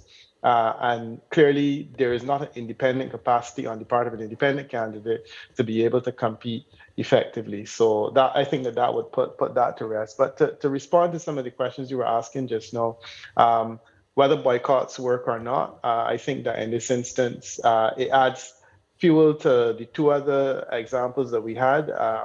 the 1971 boycott in Trinidad and Tobago did not work. Harry Williams took government and stayed for 5 years. The 1983 boycott in Jamaica didn't work because Edward Seaga won and he remained for 5 years. Clearly, this one has not worked because it was intended to stop the election from going forward. We've had an election, we have a government, we have an opposition, and they will continue presumably for the better part of 5 years, if not a full 5 years. So that didn't achieve anything. The violence on the last election, quite frankly, I think that the violence, election day and the day before and so on, helped to put the Labour Party back in office and to demonstrate to people that the UWP was not a serious organization that could be trusted to keep Dominica on a level playing field in terms of development. And I think, if anything, the Dominica Labour Party did better in the last election because of the foolishness that was done on the ground in some of the constituencies in relation to violence. So clearly that didn't work. So, the question is what works? What worked? Peter, was one second. demonstrated recently in Grenada. Mm-hmm. You want me to stop? No, I just want to add in something. You can continue. Okay. I'm going to add in something Sure. quickly. Statistically, right now, I'm just looking at some data. Labour is getting 75% so far of its 2019 vote, and with two constituencies to go. So it looks like turnout for Labour will be around 80%. And that's within the context of a lot of migration following Maria and the COVID pandemic. So those numbers may be even better than we think in context. Please continue. Yeah, no, that was actually a point that I was going to make, because I had done 3 tiers in terms of the level of support that the Dominica Labour Party could expect. And to just comment on what you said, I was looking at 60%, 70% and 80%, 80% being what I thought was the best possible turnout based on the 2019 support. And guess what? They are at 73 based on my analysis here. They're only at 73%. No, they're at 78%, which means that they're almost at the 80% marker, suggesting that they would have been able to get 80% of the votes from the last election, which to me is the best possible outcome the Dominica Labour Party could want. That even in a situation with all of those factors and the boycott and whatnot, that your support was only dented by 20%. So getting back to the point I was making, though, about what I felt could work, I think that the Grenada example demonstrated what could work, which is that you take a political organization, and the NDC had so much in common with the UWP. It has a poor record of success, and essentially their narrative was framed around attacking Keith Mitchell for several years and suggesting that he was corrupt, et cetera, et cetera. Guess what? The narrative for the UWP in relation to Dominica is pretty much the same thing. And the outcomes have been the same. What I think the NDC did is to demonstrate that the model of saying, let's take a new person, let's take someone that is relatively exposed to that level of politics. Let's run a campaign where we talk about development issues, where we say to people, look, you have an opportunity for real change because I'm giving you something different, almost like a Donald Trump scenario. And you present that person, and the person has a better chance. Mike, I am confident that in the case of Dominica, this result is telling me that that's what Dominica clearly wanted. And I'm quite surprised to hear Alex revealing the fact that our polling results were somewhat similar, because the polls that we did in Dominica, which we reported on, I mean, it didn't make much of a splash in the press, suggested that this outcome would have been likely even if there wasn't a boycott, in terms of where people's minds are at, because ultimately people were comfortable with the Dominica Labour Party. They had reservations and concerns, as would be the case with any other government, but they were a lot more comfortable with Dominicans. And I can tell you, one of the other things that were interesting in my polls is that we polled leadership. And Dr. Fontaine was not the person that was preferred to lead. And I'm fascinated now seeing this outcome, wondering how, this is an individual who is going to have to lead an organization for the next how many ever years, as long as he can hold on, in a situation where the majority of Dominicans don't particularly want him. He is not the preferred option. And no, he is not going to be the opposition leader, and he's not going to have the benefit of that role either. It's not going to be a particularly good time for him and for the Dominica Labour Party going forward. But I agree entirely. There clearly was a desire for something different. UWP hasn't been offering it. And I think that they have an opportunity now to reflect long or hard on the kind of options that they need to offer the people of Dominica if they want to get back in the political game again. So, Peter, I'd like to announce to you and to the viewers and to Alex that we've been joined by the representative for VCAS, the Honorable Roosevelt Skerritt. He's looking relatively happy. And so, Prime Minister, would you like to talk about your mood and the current state of play, given? Well, thank you. Well, thank you for having me. And I first want to extend congratulations to the two candidates who won in Salisbury and Marigot.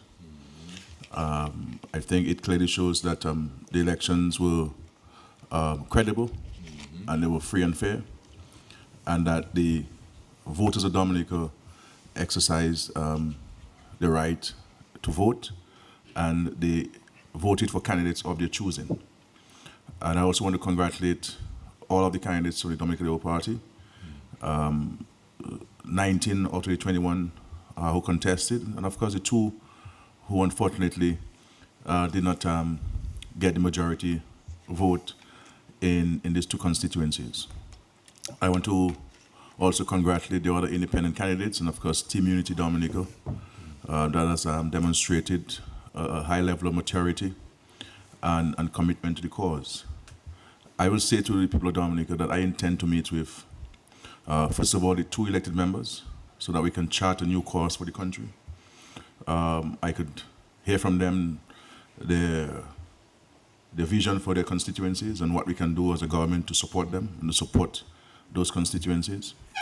I also intend to meet with all of the candidates who contested, so that I can see how they can participate in the national reset that I have spoken about. And of course, I will meet with the leader of the United Workers' Party to discuss with him some of his views where the country is concerned.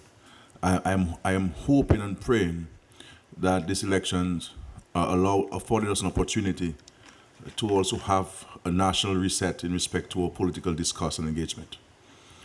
We have to go back to the days when we fought hard with politics, we campaigned hard, we would bruise each other, but at the end of the day, maybe 2 months later, we're back as neighbors and brothers and sisters. I have no political access to grind. Certainly, somebody who's won 5 straight terms cannot have any political access to grind. I mean, so I'm really hoping that we can change the atmosphere in the country where the political discussion is concerned. And so I want to commend all of the independents who contested and those of them who won. And I must say that I followed very keenly the independent candidates and, of course, Team Unity Dominica's candidates. And by and large, they were very constructive in the engagement.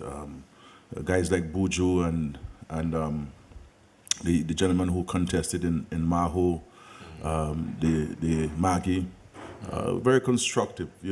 Clearly it's almost a 360-degree turn to their previous engagements. And the Team Unity candidates in Marigot and elsewhere demonstrated that level of maturity as well. I have copies of their manifesto, for want of a better term, and we'll be looking at those as well. I also want to thank Peter. Peter has been our pollster for the last, certainly the 6 straight elections, and he has been our advisor on polling, and I can tell people that I believe in science, and I do not only utilize Peter for election projections, but also what's on the people's minds in Dominica, the policy focus of the government. So we conduct polls throughout the 5 years, not just during an election. And Peter has been engaged by the Labour Party over the last 6 elections. I also want publicly to thank Ashley Henry, who has been our strategist way back in the days of Rosie Douglas. Since 1992, he has been an advisor to Rosie Douglas, then Pierre Charles, and myself for the last 5 straight elections.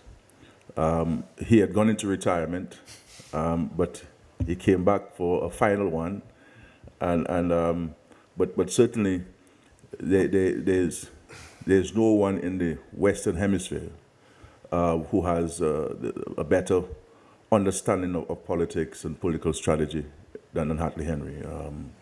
I think he is an extraordinary regional resource, and I'm hoping that University of West Indies and other universities within the region can tap into his intellect and his political thoughts, so that we can build a new cadre of political strategists and political scientists in the region, because you need that.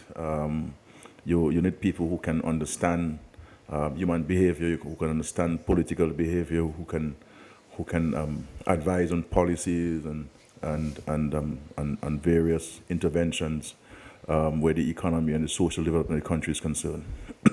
And of course, we also want to commend and to thank my friend Charlie Jong, who's worked with us for the last several elections, and people like of course Charlie Jong, and we have others who have worked with us, and so we're very grateful for that. And of course, we have our local team of people who I rely on. The difference between myself and other political leaders is that I engage a wide cross-section of the society, including those who do not support me, so I can pick their brain, and see how they're thinking, and so forth. But I'm hoping that this is a new page in our country's history. I know the issue that people have raised is the issue of electoral reform. I rather say it's the modernization of the electoral process, and which essentially are two fundamental issues. One, national ID cards, and two, the verification process to address issues of the large voters list, list of electors. So Prime Minister, I want to just cut you for a second here. I want to ask you this because it fits in what you just said. The lack of bipartisanship has affected the political climate in Dominica, totally. Yeah. I mean, despite the ongoing disagreements on electoral reform, and Dr. Jajak brought it up earlier, not many people, certainly regionally, would remember that the government here brought electoral reform to Parliament and backed down when civil unrest from the opposition appeared to signal discontent. But this was despite you having enough of a majority to force it through, and you didn't. Yeah. The question is, how can we ensure that electoral reform isn't used as a football going forward? Because the past tends to suggest that it is being used as such. Well, with the executive, because one has to appreciate that there are different branches of government. Insofar as the responsibility of the cabinet is concerned, the executive, we had taken all actions to advance electoral reform. All that was missing was the approval of the parliament, the legislation, to give the legal authority to the Electoral Commission to advance those changes in the electoral process. And just to underscore my commitment to electoral reform, we were impacted in August of 2015 by Tropical Storm Erica. 90% of the GDP was affected. Hotels were washed away. All the bridges on the West Coast were washed away. 2 communities were washed away, had to deal with relocation, resettlement of all those communities. Our revenues dropped because tourism was affected, agriculture was affected. In early 2016, I provided the Electoral Commission with all of the resources they requested of me as Minister of Finance to advance the electoral reform process. And that may have been in excess of $7 million. I do not think anybody would have faulted me if I had said to the Electoral Commission, electoral reform is not a priority. I have to feed the people of Petty Savan and others, and people who lost their jobs in Daly and now playing with Jungle Bay, who have been washed away and so on. So this was a demonstration of extraordinary commitment. And also, I brought in the Commonwealth to review the legislation. They gave us a stamp of approval that it will meet the recommendations that they have made and others have made, and so forth. And I want to say, going forward, that I intend to have, and before this, people would have said, well, Skerrit, you had the majority in 2015. 2017, you had 15 seats out of the 21. But I felt that electoral reform and voting was too much of a fundamental issue for the government alone to be advancing it. That we need to have broad-based consensus on this issue. Because so many people fought and died for the right to vote. And we wanted to ensure that nobody was disenfranchised in the process. I will say this time around that nobody's going to accuse me of not advancing the process. By Easter of next year, we will go to Parliament and pass the legislation. We will pass the legislation, and we will have consultations come January. I'm hoping to use the month of January to have consultations with all stakeholders, and let us come to a consensus. There cannot be unanimity on this point. Let's come to a consensus, and I can say to the Dominican public, I've already written to the Commonwealth, the OAS and CARICOM, asking for technical support to review the report of Sir Dennis Byron to ensure that it captures what they would recommend, they have recommended to us that would meet international best practices. Once they give me the stamp of approval, from their point of view, and I've asked them to do so very quickly, when we engage in the various publics on this, come Easter, we will certainly pass legislation and start the process of the issuance of national ID cards, the verification process. What I would say to the people of Dominica, that we have, the only caution I will put is this, that I do not believe that we should be disenfranchising the diaspora, Dominicans living overseas, from voting. And I'm not suggesting that those who are not on the list should get registered, but those who are currently on the list should be given an opportunity to get registered. The leader of the United Workers' Party lived in the diaspora. He just came back a few weeks ago, and he's the leader of the party. And so here it is.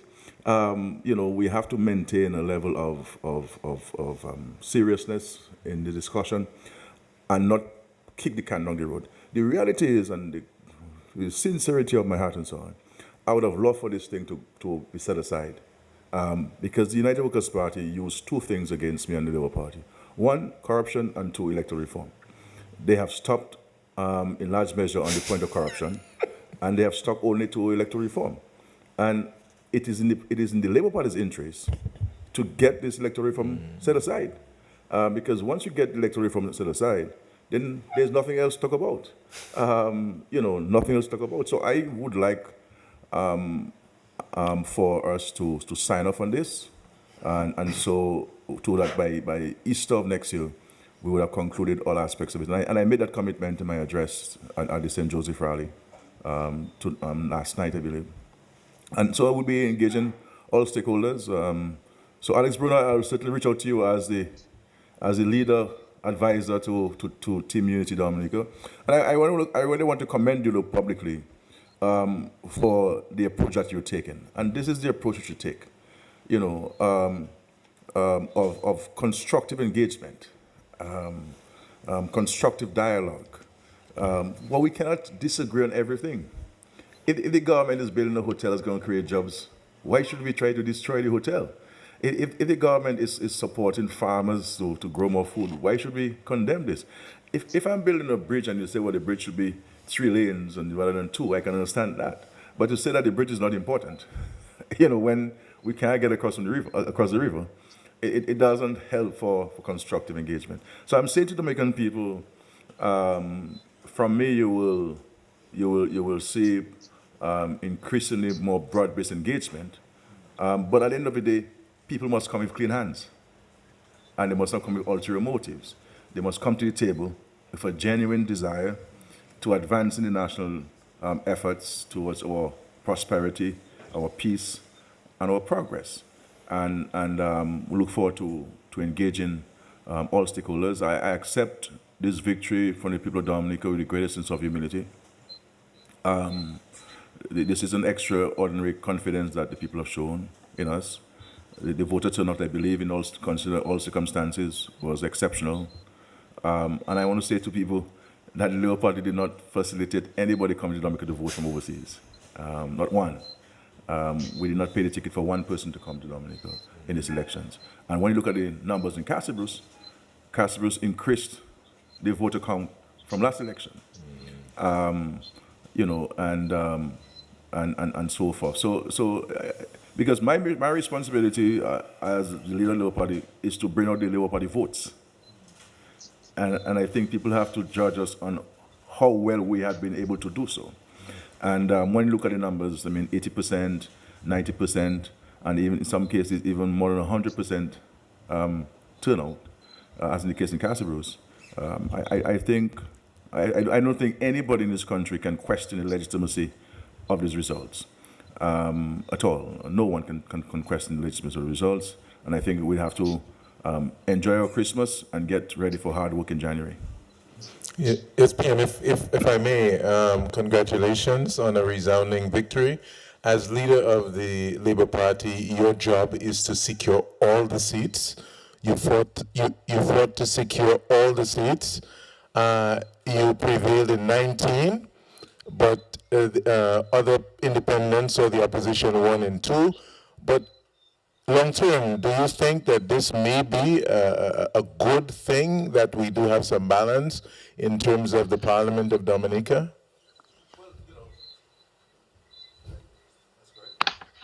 Well, the Constitution provides for a party to win all seats, and we're looking forward to win all seats. I would welcome all seats in Parliament, and let it be the first political party and leader of a political party to have won all 21 seats.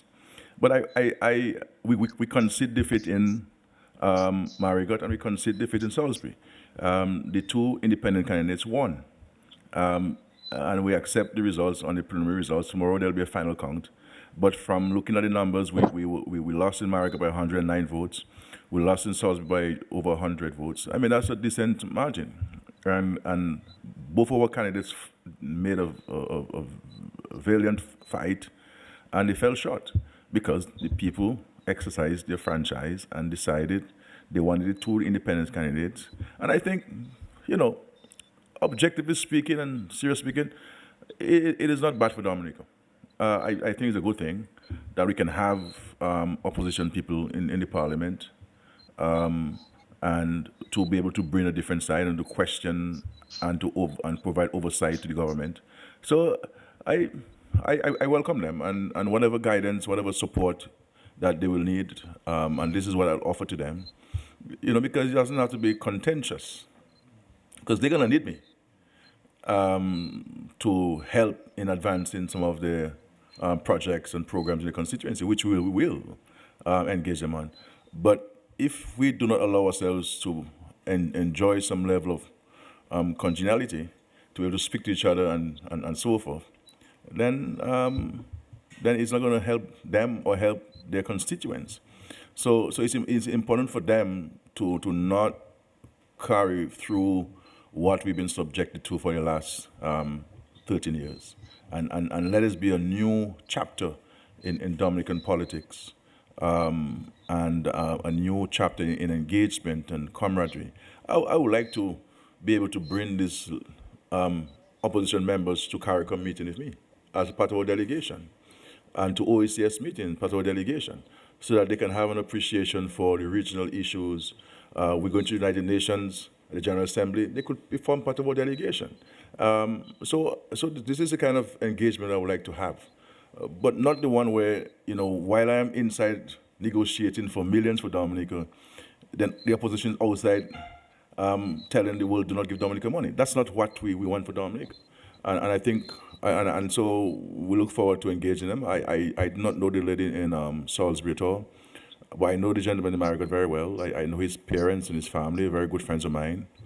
And I look forward to helping the young man build his political career, whether as an independent or he wants to form his party, or maybe Alex might be speaking to him tonight, I don't know.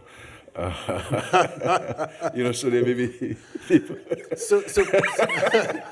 Well, by the smile of Alex, I suspect Alex I think he's already having WhatsApp conversations. I think he's texting under the table, I could see that. But PM, you suggested a word that was used on the campaign was reset. Yeah. And you've indicated, but I want to get it from you directly, that are you extending that reset, even though the UWP as an opposition has been harmed in our opinions? All of us prior to you coming here have indicated that they've been harmed deeply by their unwillingness to participate. Are you willing to meet with the new leader yes. I mean, Thompson Fontaine, and to try and tone down the climate, and also the responsibility to, the greater the power, the more the responsibility. The power of incumbency, has to be obviously used wisely again, because you are in a position with a reset to be able to get and include more people from the opposition at all levels in the Dominica story, so to speak. So do you see that? Yeah, of course, I will meet with Dr. Thompson Fontaine at some point. Obviously, in the order of meeting, I have to meet the elected people first, and then come to those who contested, and then come to those who are not in the parliament. So there's a new pecking order, and one has to appreciate that there'll be a new leader of the opposition, and therefore I have to give reverence to his office or her office. I suspect they'll have to share, because they both come from independent stuff, so there may be some power sharing. One may serve the first 2.5 years, or the other may serve 2.5 years, appoint 2 senators each. So I'm not sure what kind of arrangement they're going to be having. So we will certainly meet with Dr. Fontaine, myself personally, and I'll be leading the government on those engagements. And I have already started the process of national engagement. During the campaign, I met with unions. I met with representatives of professional bodies, the nurses, the police. I met with the private sector entities, and to share with them my perspectives on what I determined to be the national reset. So, for example, in education, while we've made a lot of progress in addressing issues of access and etc., we have to now redefine and look at the curriculum differently, and to determine whether it is responding to our national imperative. So there'll be some paradigm shifts in terms of our education system, ensuring that we divert more resources to early childhood education, to ensure that every child in Dominica, irrespective of your economic circumstance, your social circumstance, you must have access to an early childhood institution, paid for by the state. And also technical vocational education is going to be catapulted to the top of the list in terms of government funding, because we build international airports. We have 5-star and 4-star hotels. We need to have the skill sets to sustain those investments. That you have a hotel, Sam. If you have some electrical issues, who do you call? Plumbing issues, who do you call? We build an international airport. There's some skill sets that we have.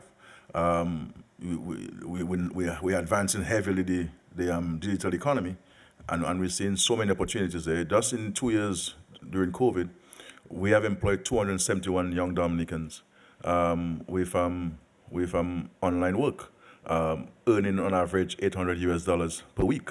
And so we're seeking to expand this program to create more employment, the issue of training in cybersecurity and artificial intelligence, coding.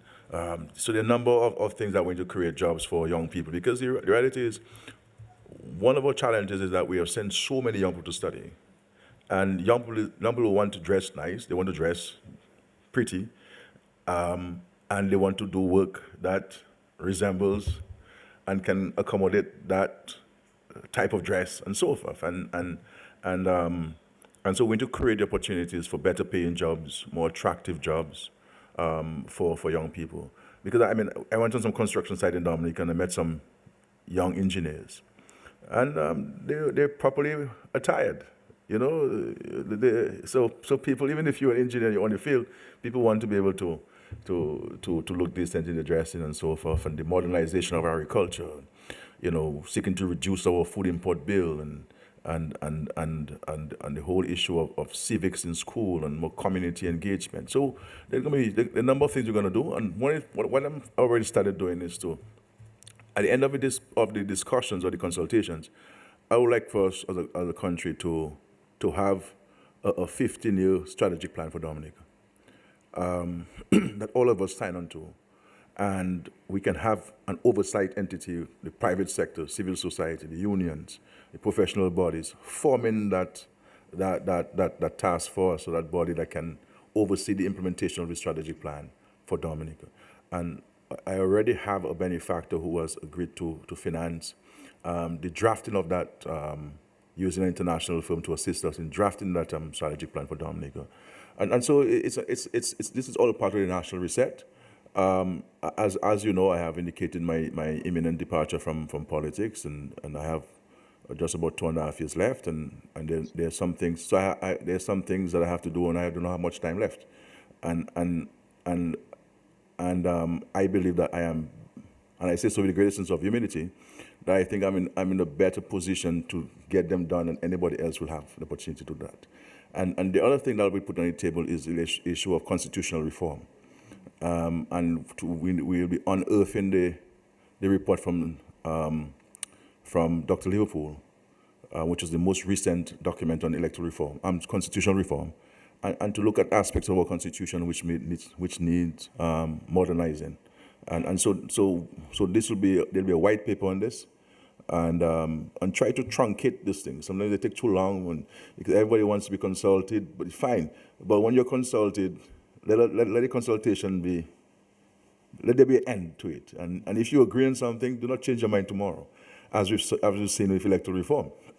Because if we had agreed on some of the elements in electoral reform, then we would not be here talking about electoral reform and so forth. But that's Dominic, and we just have to try to work around those nuances and arrive at a position. But I believe it's in a sense, it's a new dawn for Dominica, and we look forward to engagement. I would have loved to win 21 seats, but we have 119, and we accept this, and I think maybe for the first time since 2005, we may not have any court challenges, I hope, and we can go about our business and spend more time focusing on people's lives and livelihoods, and because there's still, while we have made a lot of progress in Dominica, there's still a lot of people who need to be taken care of, and that's going to be my preoccupation. I have Prince Sufred and half of Good Hope to relocate, to resettle. When I look at the damage in the east, I'm going to need to raise about $350 million in the east and southeast to address the issues. I have to build a new bridge in Rosalie, next to the hotel there, new infrastructure, housing. You know, it's going to be a huge project, almost similar to what we did in Bellevue-Chopin. So we're looking at an estimate of about $350 million to restore lives and livelihoods in the southeast of Dominica. And when you look at the results in the Castle Bruce, I believe people recognize that the only party and leader who could deliver to them those things is the Labour Party. This is why you saw an increase in the vote count in Castle Bruce. People recognizing that it is that Labour is still the best choice, and you can say what you want, but it's safer if Labour, especially if you're having difficulties. So we look forward to that, and tomorrow is going to be a brand new day for Dominica, and as early as Friday, I will meet with the two elected opposition people, independent people, so that we can share them certain perspectives and put the state resources at their disposal to assist them in finding their way through Parliament. So I'm hoping that they do not get influenced by other extraneous considerations and come with a new perspective, you know. So we'll have to wait and see. But I only have control over my actions and my words, and I will do everything possible to facilitate them and to ensure that we can have a constructive dialogue and turn the page of our history in our country.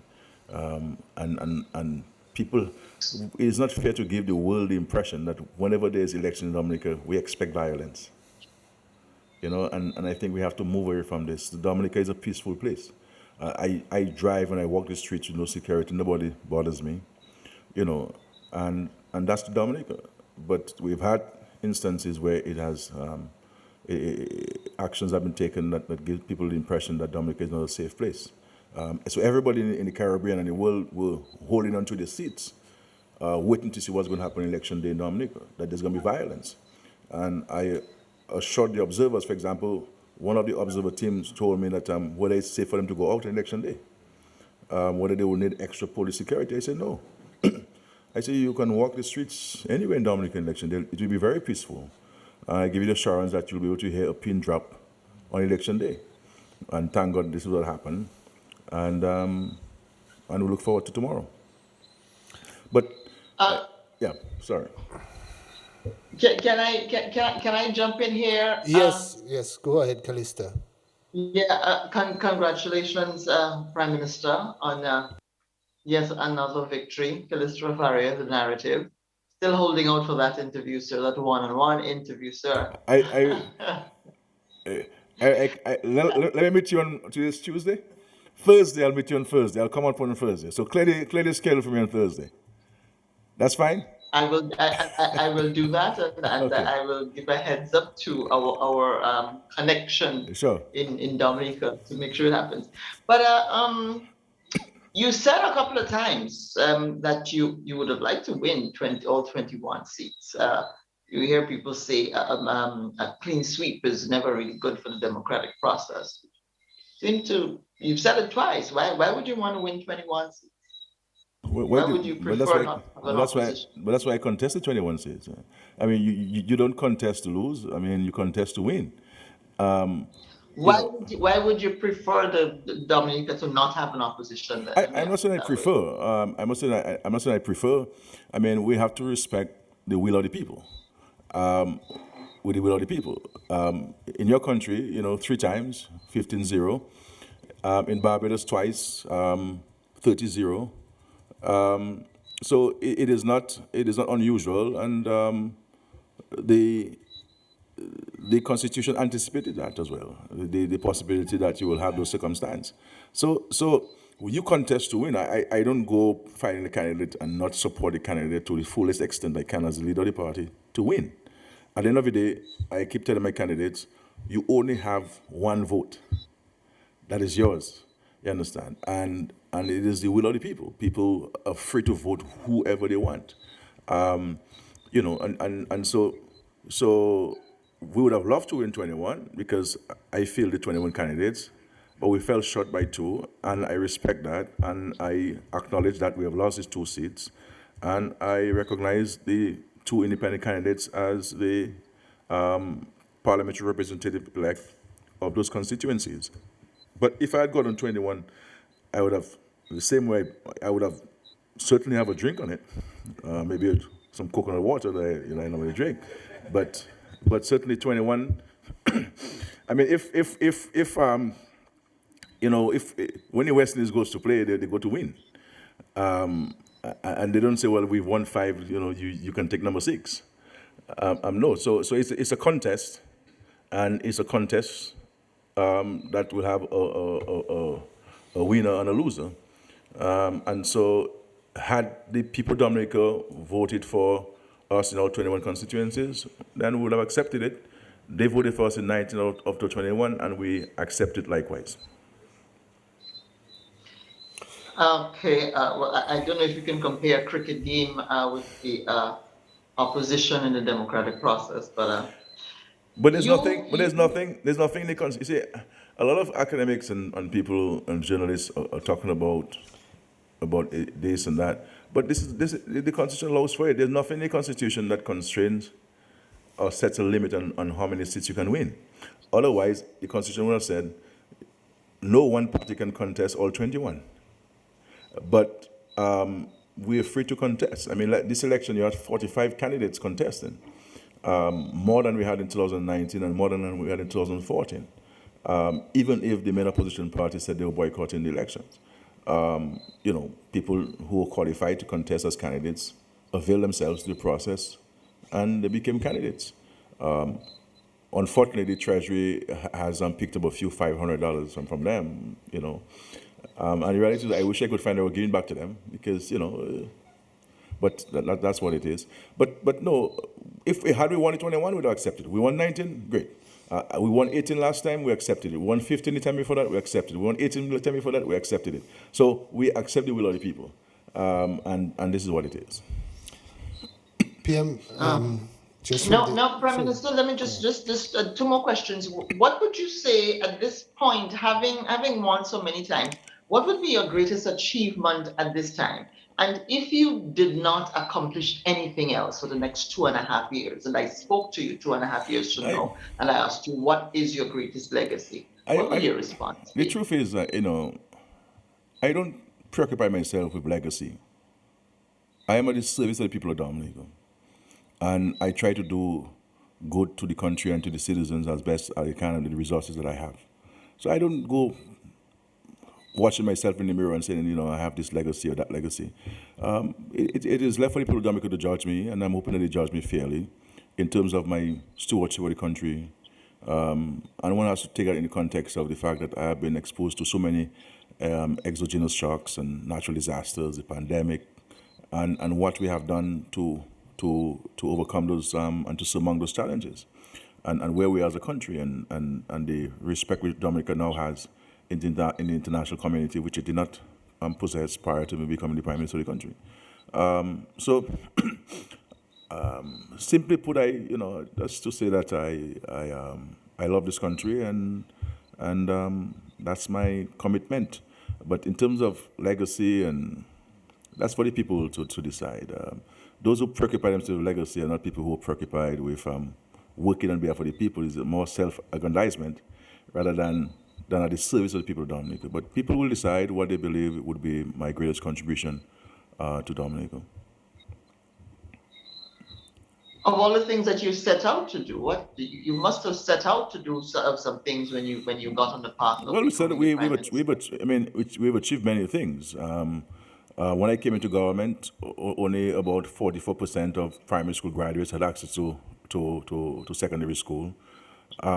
It took us about 3 years to get this. So in 2005, universal access to secondary education. When I came to government, we only had 7 out of 100 students who studied CXC exams having access to a community college. Access to university for the ordinary working class Dominican was limited to Russia and to Cuba. We've extended that to all parts of the world, where we've trained thousands of young Dominicans. Our health system is on an extraordinarily high level now. Our infrastructure is certainly in top shape. The respectability which Dominica now has in the international community, where we have been able to have Baron Scotland elected to the Commonwealth Secretariat twice, and Dr. Carissa Aiton to Paho twice, and Irwin Larrock at CARICOM and so forth. These are positions which governments must vote on, and you have to be able to negotiate and to persuade governments to vote for your candidate, and so little Dominica was able to do this, not once but twice, and not in one institution but 3 institutions during my tenureship as Prime Minister. But also is the respect for the people of Dominica. And when you look at housing and access to housing that we have done, the facilitation of investments in our country, so there are a number of things that we have done as a government, and our response to the natural disasters. I mean, when you have 90% of our economy was affected in 2015. In 2017, 226%.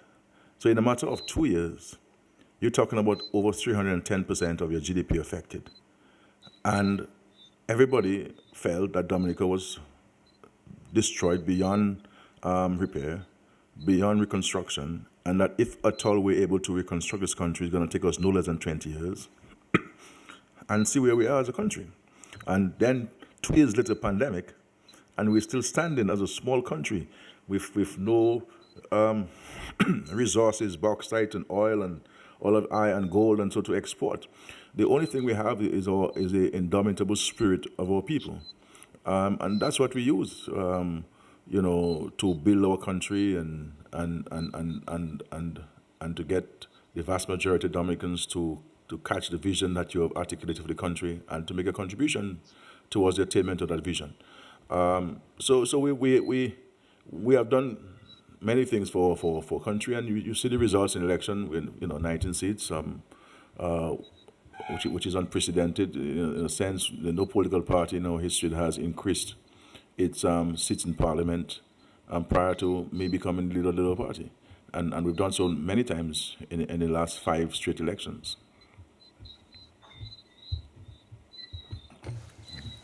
PM, now that you're getting to the point of you've basically stated that you're going to be departing from the political scene in what, 2.5 years? I know you said before you're not concerned about your legacy, but there are a number of things that have to be done. Does that mean that, given that you have a short time left, that more is going to be accomplished in those 2.5 years than in most small spreads of that same kind of timeline, because there's a lot to be done? We one of the major projects we have is international airport. You will see us pushing heavily on this airport. We expect it to be completed at the end of 2026. It's an important project for us that will help in the continued transformation of Dominica. Dominica is becoming a destination that is sought after. We have the hotel rooms, we have the facilities, we have the attractions. Our challenge has always been air access. So we're pushing this heavily. So there are a number of areas that we have to deal with. Marina, Newport, Modern Port. So there are a number of things that we're going to push, and certainly we're going to be accelerating a number of them. And this is why I'm hoping, and a lot of our ability to achieve a lot of things will depend on the Dominican public. What is going to be our contribution? Are we just going to sit on the fence and criticize, or are we going to come and work and join forces with the government? Set aside our petty partisan differences. Religious leaders must preach the word and not preach politics. Unions must ensure that not only a better wage for your workers, but productivity is maintained. Teachers must teach our students and ensure that every child succeeds. If we have doctors on call and we pay you on call at the hospital, you have to come out and serve the public. So every one of us must be more diligent in the country. And it's going to require some level of introspection from each of us in the society, but also peer review. We have to call out people when they're not performing. We have to move away from this notion that we blame one person called a prime minister for everything that goes wrong in the country. It has become so absurd that people blame me for even the rain that falls. And we have to get people to account for this. If we're paying somebody to patch the roads, you can't blame me, the person did not do a good job. We need to tell it, and if children don't pass an exam, you can't hold me responsible. My function is to provide the resources, to provide the school, provide the teaching tools and teacher. It is up to the teachers and the parents to ensure that the children learn, the children do well. If we are paying doctors and they don't show up, we have to hold the doctor accountable. Unless we start holding people accountable in the various stations, we will not see the kind of progress and the changing of attitude that we want to see in our country. And so it's going to be we're going to need to have a lot of fireside conversations in the country. So, PM, should we expect to see a more, so to say, robust administrative style on your part with respect to ministers and people in government offices and other people getting the job done now? As you've expressed, you can only do so much as the manager. Other people are you only have 2.5 years. Are you going to be tightening up the screws? Oh, yes. It's ridiculous that people write to government and get no acknowledgement of the letter, far more a response. This has to stop. And so I'm going to put greater responsibility on the part of the permanent secretaries to ensure that if members of the public write to us as a government, we have a duty first to acknowledge it and a duty to explore the concern of the person. People can't write to us and years later there's no communication. And ministers are going to have to be more diligent and more engaged on the public. We can't have a minister in a cabinet who hasn't communicated to the public in a year or 6 months. You have to report to the public what are you doing in that ministry. and likewise, parliamentary representation. People vote for you if the expectation that you will make their lives better. And you may not be able to make everybody's life better at the same time, but we have to make time for the people. And there is absolutely no reason why ministers don't make time for the people and parliamentary reps, because I'm supposed to be the busiest person in the government, but I make time for people. I see 150 people, 200 people in one day, myself, one-on-one. I'm not telling the minister to see 200 people because everybody has a different personality, but make time for the people. And because we have to get people to be part of the process, be part of the process, engage people, be sincere with people, don't make promises you can't keep, so that you can get rid of them. And I am going to be very clear to the ministers, that they have to be diligent. And none of them is indispensable. Right. None of them, they're all hearing me. I am not going to accept foolishness from anybody. This is a difficult time, and it requires diligence and discipline from every single person. The public servants and the cabinet, we have to display a greater level of professionalism and commitment to the job. This thing of coming to meetings late and so on, we have to stop those things. I mean, the section will come to a function late. The president is there and ministers walking, and we've as if it's a badge of honor to come to a function late. We have to step up the game in the country, and that is part of, and public servants and everybody have to be more diligent. That's part of my frustration in this country, that people don't seem to want to take their roles seriously, and with a certain level of dispatch, and we can't work 8 to 4. The Bible warns us about sleeping. It says, I believe, that he who is a lover of sleep, poverty shall visit you. So we can have a rest, but you can't be sleeping. We can't work 8 hours a day. What happens to the 16? What happens to the 16? 8 hours a day. What do you expect to earn 8 hours a day? So all of these things that we have to change our attitudes to, if we're to get, because they say time is money, and if we're to get to the level that we're going to get. So, yeah. PM, I'd like to find out from Alex Bruno if he has any questions for you. Alex?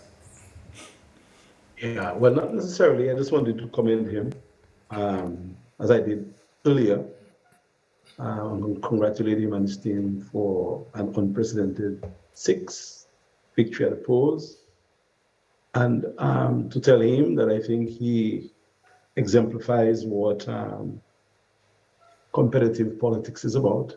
Some may choose to disagree with his antics, but as someone who understands politics from different perspectives, he certainly is a fantastic package to work with as a politician. And of course, he has his own ways and means and isms, and many people seem to dislike and many people seem to like. But from a factual point of view, he is a strategist dream in terms of what he brings to the table. So as I've done throughout my career, I want to commend him publicly and to wish him well and God's blessings upon him. And based on what he has said, it appears as if he's ready to take a break, which I think he needs. He might have been overdue by a term or two. He's the Prime Minister. So I look forward to probably you transitioning out and the continuity of our government, because the government is not the Prime Minister's government, it's Dominica's government. And he had his role to play, he played his role. And based on what he has said, I think he's ready to pass it on and to let other people continue the government of our country. I have interests, and other people also have interests. And I think, as he said, let's come around the table and let's chat. Why can't we have this kind of a flavor in our political conversations moving forward? I mean, Dominicans are tired of the fight and the rah-rah and the mépris and all of that. I mean, I have the subject of tremendous political mépris, and it has helped me to grow. And I'm looking forward to, again, engaging with the Prime Minister and the other candidates of who have won, especially Darren, Lloyd, St. Joseph, my son, and others. Why can't we just continue to speak with each other instead of speaking at each other? I think the future for our politics can be good. It depends on what we bring to the table. And I agree with you. That's the approach, and then we look forward to engaging. And I said, I'm hoping that this is a new chapter in our political engagement. I am offering that opportunity for us to write a new chapter. Let the past be the past, and let's look forward to a more constructive engagement. Some people, I make statements on the political platform, that people may call maple. It's not really not maple. It's more political pecan. You can't always be tense and talking policy and so on. You have to keep the crowd active and so forth. So, but I can be a hard hitter. So somebody, but I can share with politicians what I believe they can do to be successful. And I keep warning my colleagues that we're not here to change politics. You cannot change politics. And there's a certain tendency by a lot of folks, especially folks who are going to universities, and they want to change politics. It's not my response to change politics. I cannot change history. I can make history. I cannot change politics. You were elected to transform the lives of people from where they are to something better and transform the circumstance of your country. And this is the error a lot of politicians make. They want to come and change things, and they won't succeed. So they spend a lot of time with a whole set of intellectualism and so on, rather than focusing on what really matters to people. And who really matter in all of this, merely people. Because what the PM is saying is quite telling, Kenny, and Peter could bear me witness to that while the issue of reform is vexing and loud, that's not the major issue in Dominicans' minds. The major issue that Dominicans actually are concerned with right now is money, jobs, and the economy. The second major issue is housing, concerns in terms of taking care of the families, housing their family. And the third major issue, based on our findings, happens to do with education and reform, not just electoral reform, but general reform of our systems in society. So yes, we are aware that this electoral reform matter has been partisan, it has been brandished, and everyone in Dominica is aware of it by now. But in terms of the bread and butter, what Dominicans are concerned with when we travel the length and breadth of the island, are these three major objectives. And if we can satisfy the people's needs, if we can at least appease them and say, look, that's what we're planning to do, here's a program we have in place to actually meet and address your needs, I think that will work well. And the party that does it best is the party that will continue to do well in the present situations. Alex, there appears to be some validity and reliability on your polls, eh? There's always been, Mr. Prime Minister.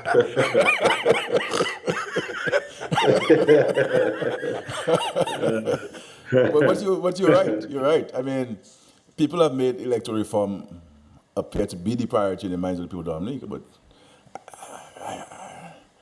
I mean, nobody comes to me and tell me, Scary, what you did about electoral reform. People, there are a lot of challenges confronting the average family in Dominica.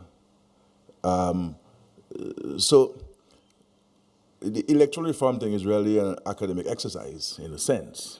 It's important because we have to modernize everything, but it is not the main thing, I agree, if you confront in the minds of Dominicans. The people of the East, for example, you think electoral reform that's what's on their minds? I mean, people in Fablé and Petit Soufre, where they're cut off and their investments have been lost. And the young person who just graduated from university waiting to get a job, and the number of apartment building owners waiting to see whether the university will in fact be open next year, so that their apartments can be reused and can be used, and they can start making money again after the departure of Ross. But there are some things that we have to do because it's all part of the construct, and we have to do it. And it appears to be something that is contentious, and so let us address it so that we remove whatever appearance of contention among ourselves and between ourselves. PM, do you wish to commend, I bet you do, the Dominican people for the peacefulness? Because I can tell you as a hotelier, and You may be aware, National Geographic, their board of directors are here. We have 3 major groups of international celebrities on island. And I personally have been very nervous, walking on eggshells, hoping that we didn't have a 2019 scenario, because my God, it would have been the worst thing in terms of publicity. But Dominicans basically, notwithstanding, there were people very upset, and you can't discount the reasons for their being upset. People did maintain order, even the candlelight vigil that the UWP had last night. So I think, if you want to speak to that. So, I mean, we have the majority of Dominicans are mature people, and I think sometimes we allow a small faction to be highlighted rather than the larger part of Dominica that are really lovely people. Like, for example, Boycott. I tell people I've never been disrespected in Boycott, and I walk the streets of Boycott. I go to meetings there and so on. These are respectable people. But if you ask the average Dominican about Boycott, most Dominicans would not want to go to Boycott because of what some have defined it to be. Likewise, Salisbury. If Salisbury people do not stand up and change people's perception of Salisbury, it will be like Granby back in the 80s and the 90s. So they have to change this, because otherwise they're going to suffer economically and socially, because the average person won't want to go to Salisbury. So they have to, the leaders down there, the church leaders and the community leaders must recognize that this cannot be looked at purely from a partisan standpoint. What kind of community you want your children to grow up in? And when you grow older and you have your walking stick, and you live alone as a senior citizen, what kind of society you want to live in? Because the very same people who you're encouraging to throw stones and to burn tires, they will come and rob you. They will vandalize your homes, because that's what you taught them. And so I'm hoping that the new PAL rep will engage in community consultations, and because Salisbury has some bright people, some of the smartest people in Dominica come from Salisbury, but we allow the community, they allow the skirmishes to overshadow. Hardworking people who built huge homes for themselves and with a cutlass, send their children to school with a cutlass,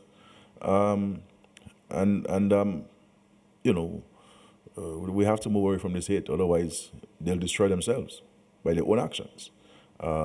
So it's an opportunity. I hope that there could be a paradigm shift in how they view themselves and how they view the communities, because no man is an island, and no country is an island unto itself, and certainly no village can survive in Dominica or anywhere in the Caribbean by itself. So they have some introspection to do from tonight, but I'm saying to them that we're prepared to engage them. We have to let bygones be bygones and look to the future.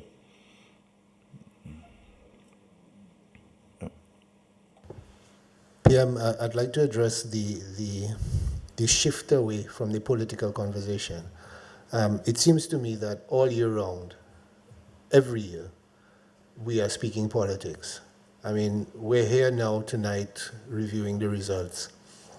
But how do you shift that conversation to productivity, to the projects that the government wants to put in place? And how do you include people who feel marginalized, who feel like they're being excluded from development projects? Are you going to find a way to engage? I note that more of the candidates are younger. You've got almost half of the candidates are female. Are you going to start to address the demographic that vote for you, not just through greater representation for their members of parliaments, but through more jobs for young people in particular, and for more representation for young women, and also for young men who are also, crying out for work? Well, yes. I try to recruit people not necessarily because of their age or their gender. We recruit people based on their capacity and their commitment to the cause and their commitment to the country. And they happen to have 10 out of 21 women contesting or the last election for us, this election for us, and very young people. One is 23, the other is 26 or 27. So very young people who I'm hoping can bring to the table of decision making those perspectives. You understand? Those perspectives. So we saw how Dr. McIntyre, the Minister of Health, was able to bring the health issues to the fore and to overcome the pandemic. You know, we have another medical doctor coming in, you know, to bring that perspective that she has as well on health and health issues and to see how we can effect policy changes. And so what I'm hoping to do beyond just the members of parliament and the ministers. For example, we have an aging population. We have done a number of things for the population. Yes, we care. The allowance for 70 and over from January to 65 and over. Compassionate allowances for them and so on. But I believe that there's still some policy decisions that we can put in place to address issues confronting our senior citizens. And so I'll be putting in place an advisory group, and I'll be tapping on the expertise and experience of the lady who owns Facts, for example, to serve as a lead on an advisory panel to myself on what external policy initiatives that we can pursue to make life better and more comfortable for people, for senior citizens, especially those who are suffering from dementia and Parkinson's disease and you know, what can we do for them to make their remaining years on earth, notwithstanding their health challenge, to be exciting and memorable and enjoyable. You know, you also see us taking some very strong decisions where people with disabilities are concerned. We cannot be building structures in 2022 which do not deal with the issue of accessibility and access by people with disabilities. You know, we should not be doing that. And these things must be in clear legislation and stipulated, you know. So there are a number of softer things in life that we like to focus on, beyond just the heavy infrastructure, but to focus on some of the softer things, the human aspects of the policies that we like to advance to the benefit of the country. Great. And another question for you is, I hate to harp on the election process itself, but do you feel that the aspersions about the integrity of the electoral process have been somewhat dispelled by this election and the behavior, not just of Dominicans, but the fact that there is a link always made between electoral reform and the fairness and freeness of elections? I mean, putting all partisanship aside, I believe it is disingenuous on the part of any Dominican to be of the view that our elections are not free and fair. I mean, come on. You know, it is not fair commentary in our country. You know, everybody who wants to vote is voting in Dominica. There's no impediments to this. The process is independent. I don't get, as God is my witness, I don't get involved in the electoral process. You know, I spoke to the chief elections officer for the first time since his appointment in this capacity a few months ago when I raised a concern with him in respect to a registering agent in one of the constituencies. I don't engage. If I am communicating with the chairman of the commission, I write for the president. If they want to see me, I allow them to see me. But I really don't get involved in the process at all. And I make the resources available to them that they need.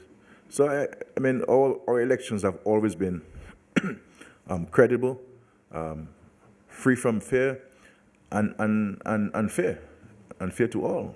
And the will of the people have always been displayed in our elections. To say that the 6 elections which I have contested in Vegas were not free and fair can't make sense. And it can't be, you can't question only those that you've lost. You know, and this is where the argument gets questionable. If the elections, if elections are not free and fair, then why are you accepting the results where you're concerned when you win? But when others win, you have an issue. But it's the same process, it's the same system, same mechanism. You know, there's nothing different in Vegas than it is in Salisbury. And I think we have to stop misleading our supporters and misleading the public and, of course, the wider world. But these elections, I think, I can say without any fear of contradiction, were credible, were free, were fair, and the results reflect the will of the people. The people of Salisbury said they want the independent candidate of the choosing, they got that person. The people of Marigot said they want to go independent, and they elected Mr. Charles, and so forth. And as the leader of the party, I accept those results. These are the people who have been elected, and we shall treat them as such with no questions whatsoever. Thank you, PM.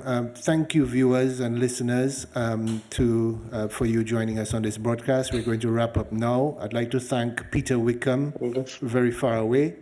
You want to say something, Peter? Yeah, no, I just wanted to, sorry, I was doing another interview with a Jamaica station. I was anxious to hear what was happening in Dominica. I just want to take the opportunity to congratulate Prime Minister Skerritt for making history yet again. This is now a 6th-term government. In all of my time, I've never seen a government elected 6 times, and Prime Minister Skerritt has done this. I think that he also dodged a bullet in relation to some changes that took place in Grenada that caused a very different outcome, and I think the political strategy has won. At the same time, I'm also buoyed by the fact that the developmental agenda that has been outlined for Dominica is clearly working and will be continued. I've been visiting Dominica for a few years, and I've been seeing slowly but surely the changes that have taken place. And I'm also really impressed by the resilience of the Dominican people, having lived through the hurricane and the recovery that has taken place, and the leaps and bounds that have been making are really impressive. I'm familiar, as PM said, with the issues on the ground and the concerns that some people have. And I do know that many Dominicans have developmental concerns, and I'm certainly happy to hear that these are being addressed. So I just want to take the opportunity to congratulate Prime Minister Skerritt and the new government, to wish him well. There are a number of new faces, there are a number of ladies in the lineup, and there are a number of younger people in the lineup. And I think that all augurs well for the future. So all the best, PM, and congratulations, and good luck to you as you move forward. Yeah. All right, so thank you, Dominica. Thank you to the rest of the Caribbean who are watching. And for those who want to get final counts, you can go to the Electoral Office site in Dominica, which is the electoraloffice.gov.dm. So that's electoraloffice.gov.dm. By tomorrow, hopefully, there should be updates on that site with all of the results. At present, the final count is 19-2 to the Dominica Labour Party. So wishing everyone well, and thank you very much. Okay.